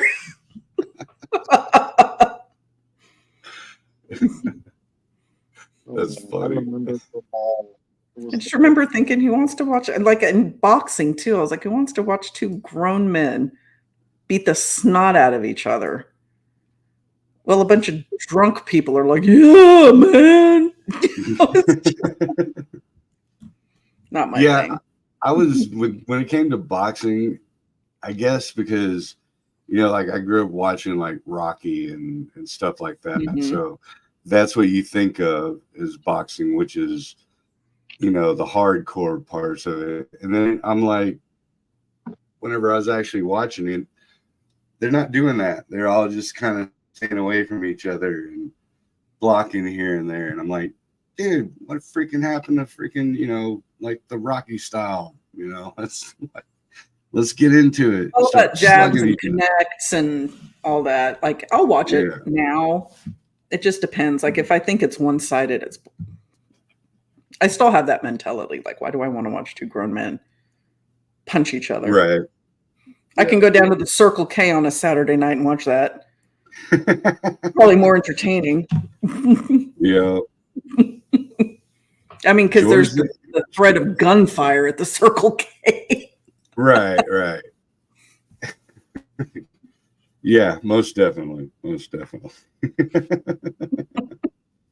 Something strange as a foot at the Circle K.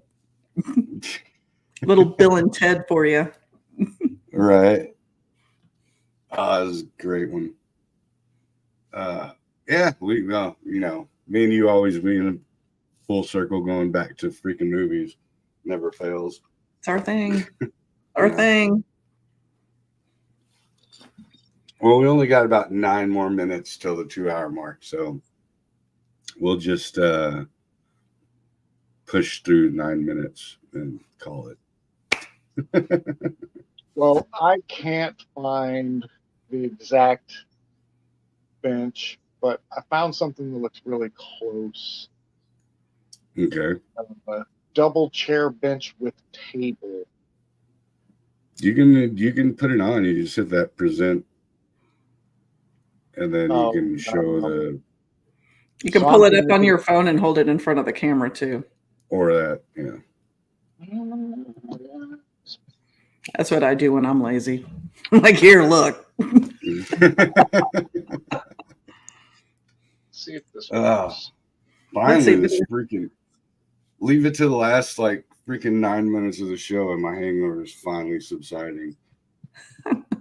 Good God. Yeah. That didn't make its way out to California, at least not where I was. Yeah. No, I remember my grandma had the exact same freaking setup in her living room. But that was also back when, I don't know if y'all remember these either, but remember the black velvet paintings, but they had Christmas lights in them, so it would light up. So it'd be like a black velvet painting of a skyline, in a city, and then you'd have the San Francisco Bridge or whatever, and it'd have lights in it.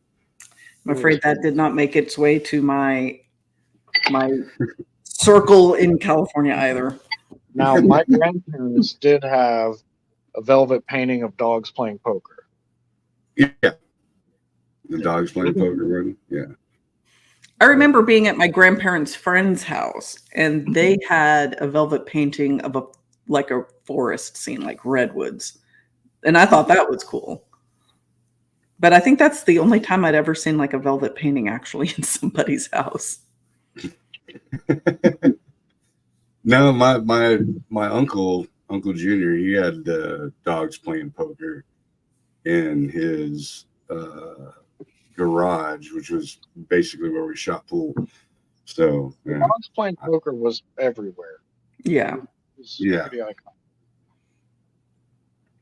I think that's 60s. Had to be. I mean, drugs are a hell of a drug. Dude, you know what we should do?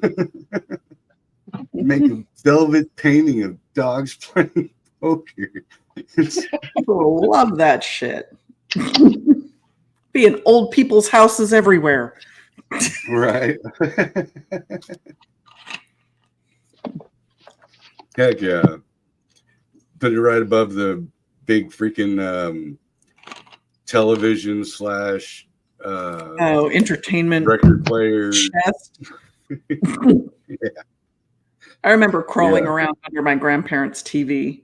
It was like a mid-century modern style, so it had the little spindly legs holding up like a 500-pound freaking tube TV. Yeah, you were really putting your life at risk. I was. They got pissed. They were like, "Get out from under there." I remember when my mom, she had a, it was probably the size of, and like, I'd say like a coffee table, but stacked on top of another coffee table. So it was huge. And it was all speakers at the bottom with like that felt material with like the diamond designs. And you'd lift the whole freaking thing, and then you put the record inside of it. And then you'd have like the tuner and all that, you know. But I remember when Thriller came out, because I was a Michael Jackson fan from off the wall. And when Thriller came out, she bought it and put it on. And I remember I was a little kid, and I heard it. I was like hanging out outside, probably doing kung fu by myself or something, and heard it going on. And I ran into the room so freaking fast that I caught the corner of it right in my throat, like right in my neck. So I was like, tracheotomy.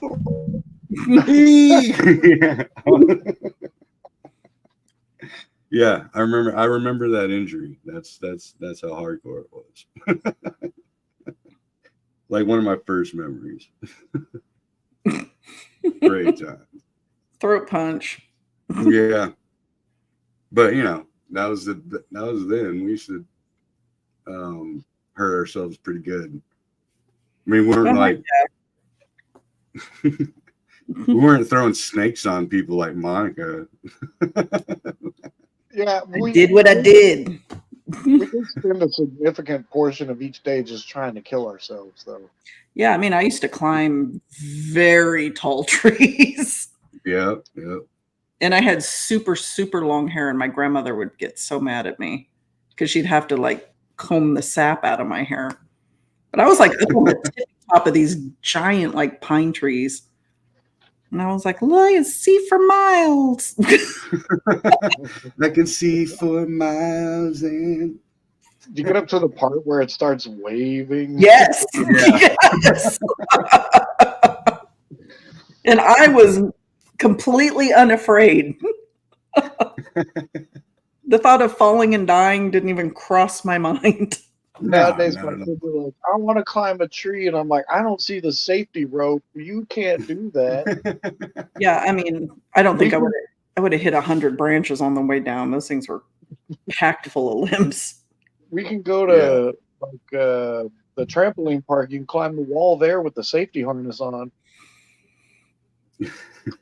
No, there's I remember one time me in Creektown we were effing around and finding out, and we thought it would be a good idea to attach a rope to his freaking bicycle, and I'd ski along beside it on my skateboard, and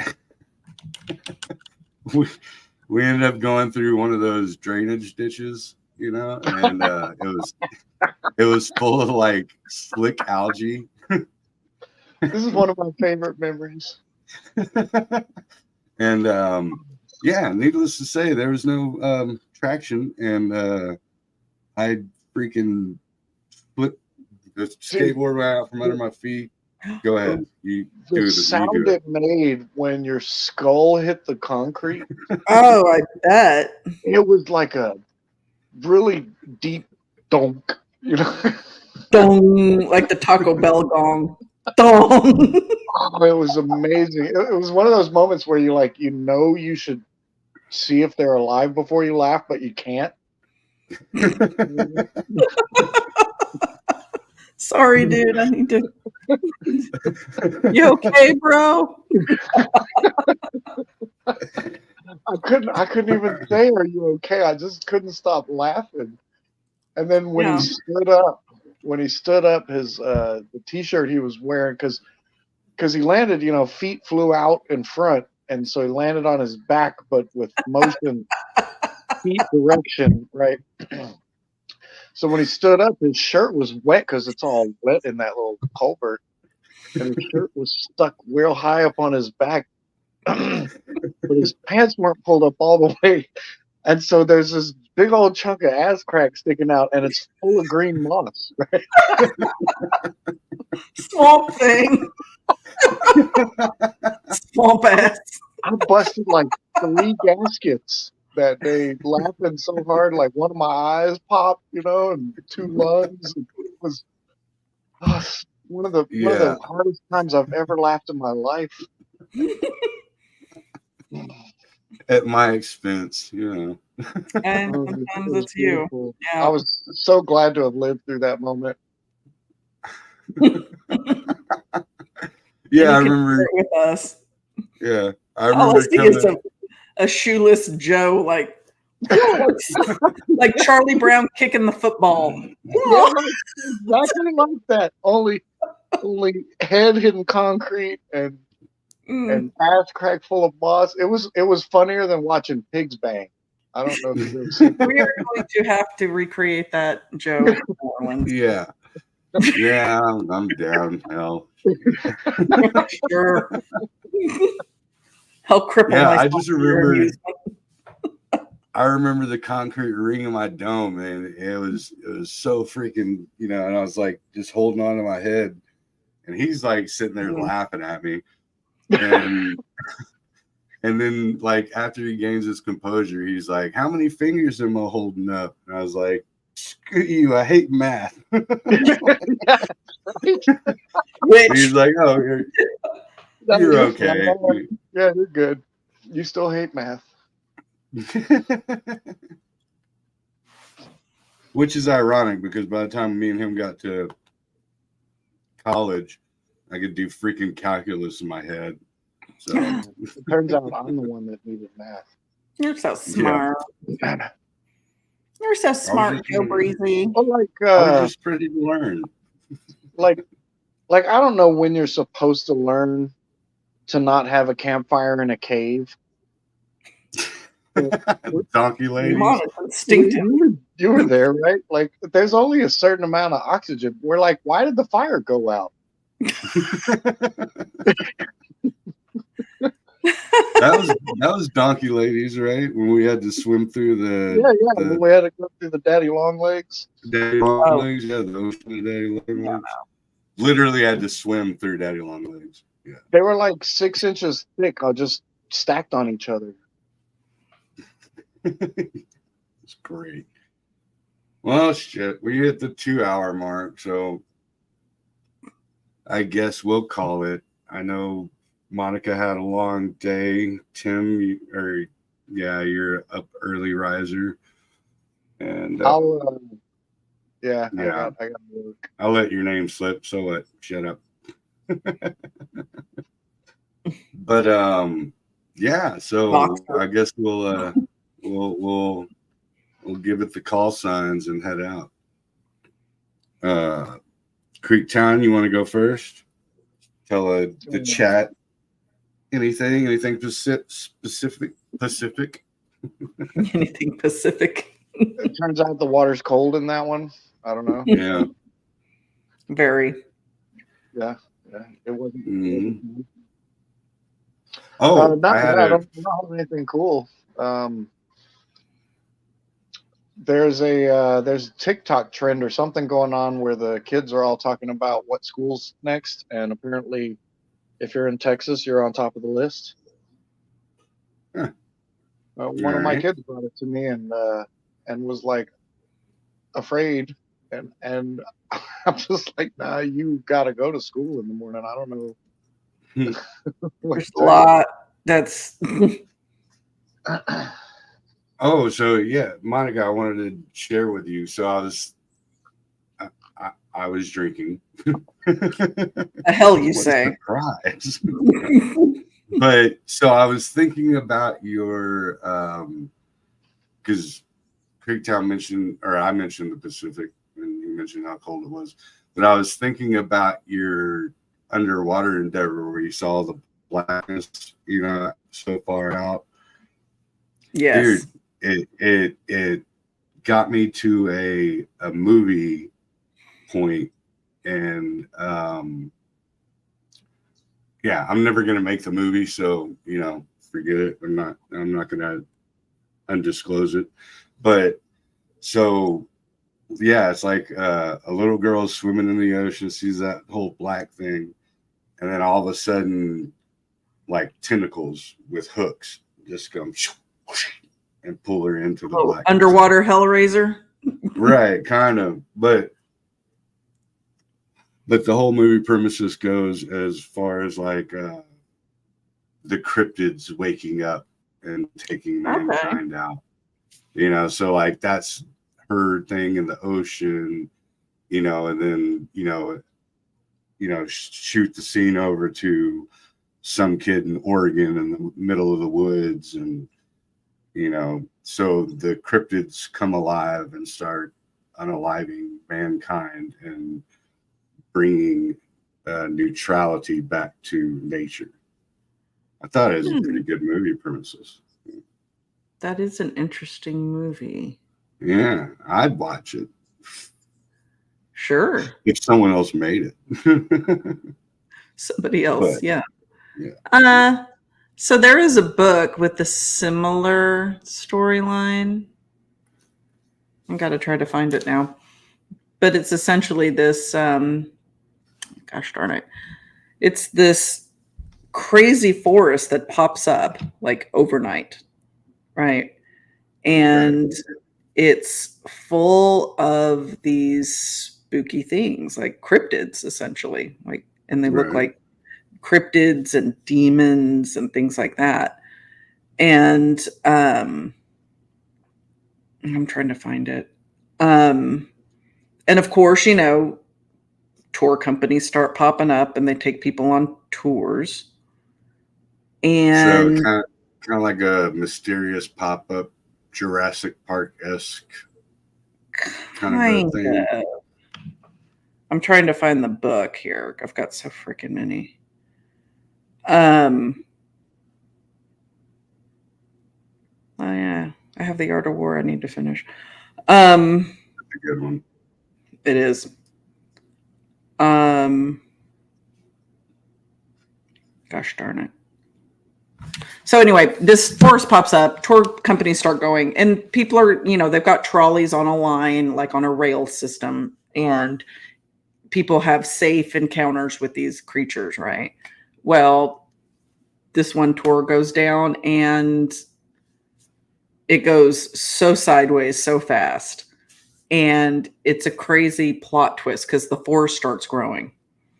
And it's a really interesting book, and I'm going to have to Google it now because I want to tell everybody about it because it's really good. Yeah, side note, Creektown is a huge Stephen King fan. Like, oh, really? He's probably read every freaking King book there is.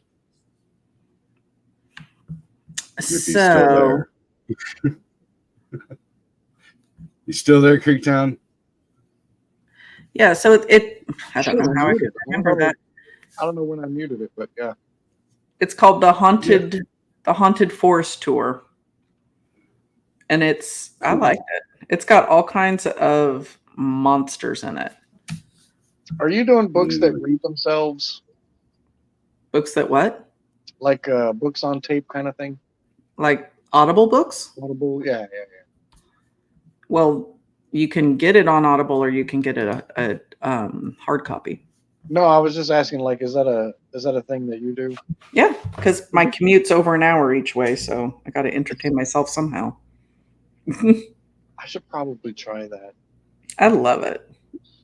Dude, yeah. No, I just got done with the Zombie Road series, which is 8 parts plus the 3 parts for the feral children.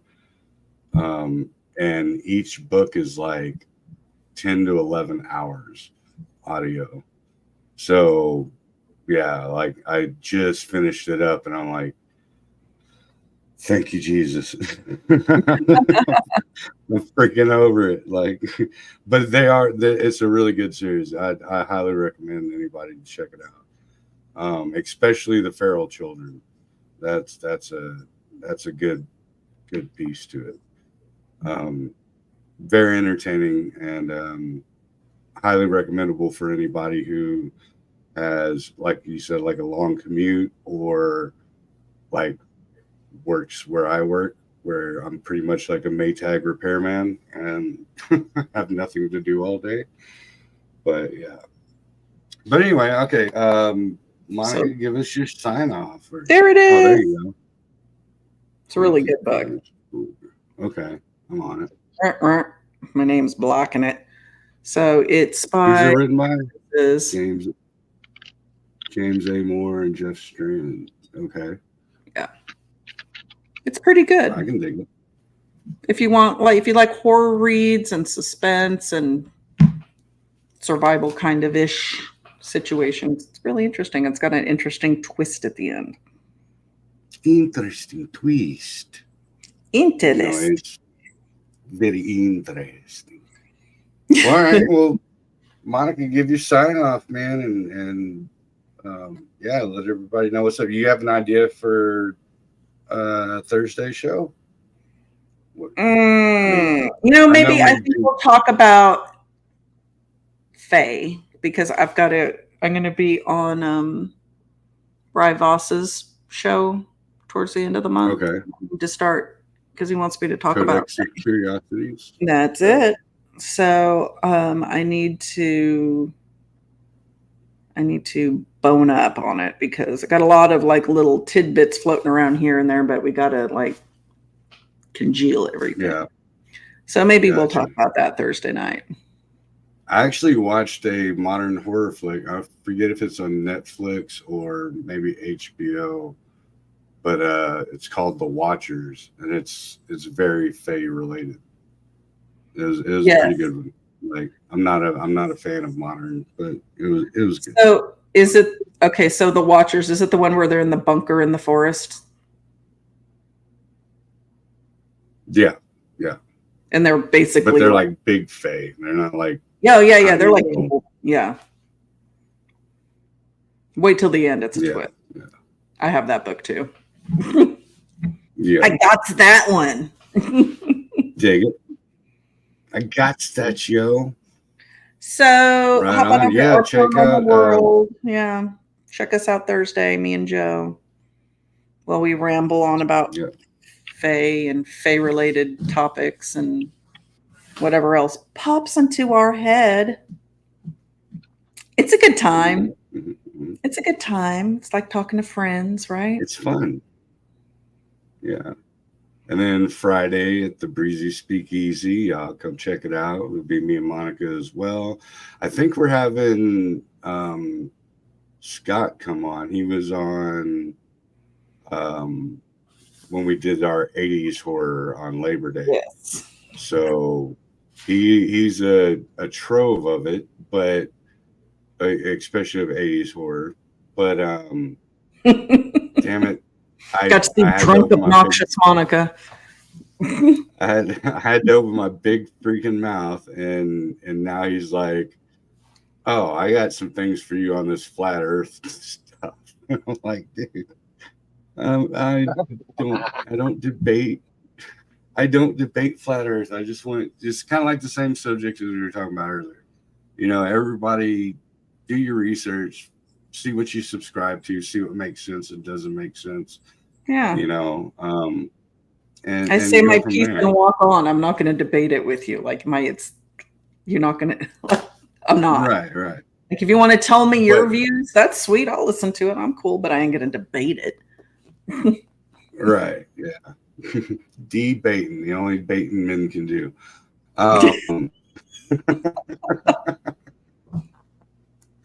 But yeah, so that's going to be a fun one. And we're probably, knowing the fact that he's going to be there, there is a very high possibility that the whole show is going to shift into 80s horror. So, you know, just for everybody out there who likes that subject. There's plenty of subject matter on that. So we have barely scratched the surface. Yeah, no kidding. But yeah, so come check us out, and we're going to leave y'all with it. Thank you, everybody. Go ahead. Sorry.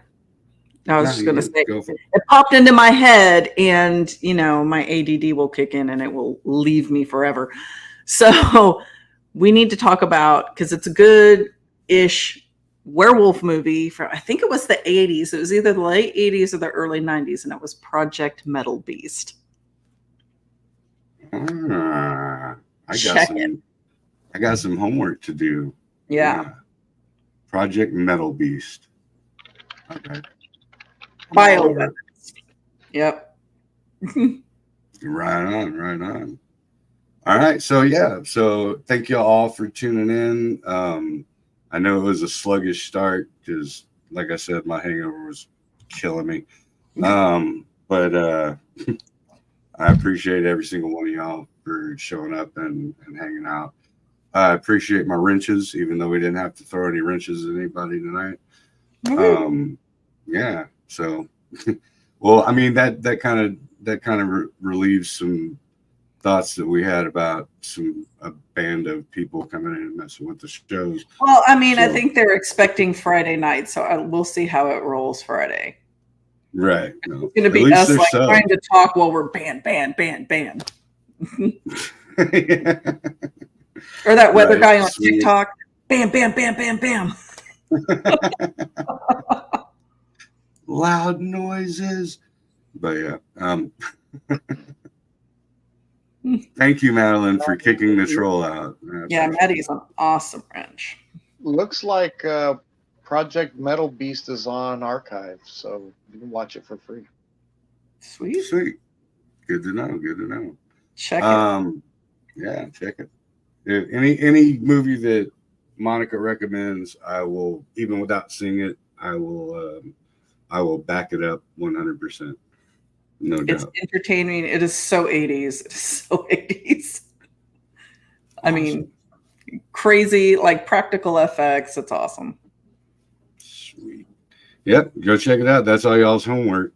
So whenever we come on Thursday and Friday, we're gonna pick your brain. Make sure you watch it. It's in 4x3, so it's not gonna fit any of our monitors. It's beautiful. That's how you know it's good.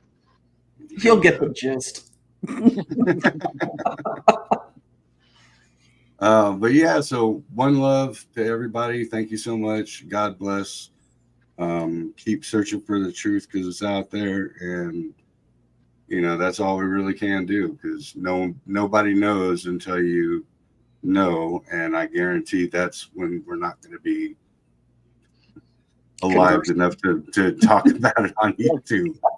Nobody's coming back to tell us. So yeah, exactly.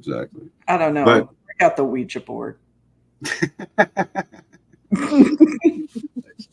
right, y'all. Take it easy. Peace.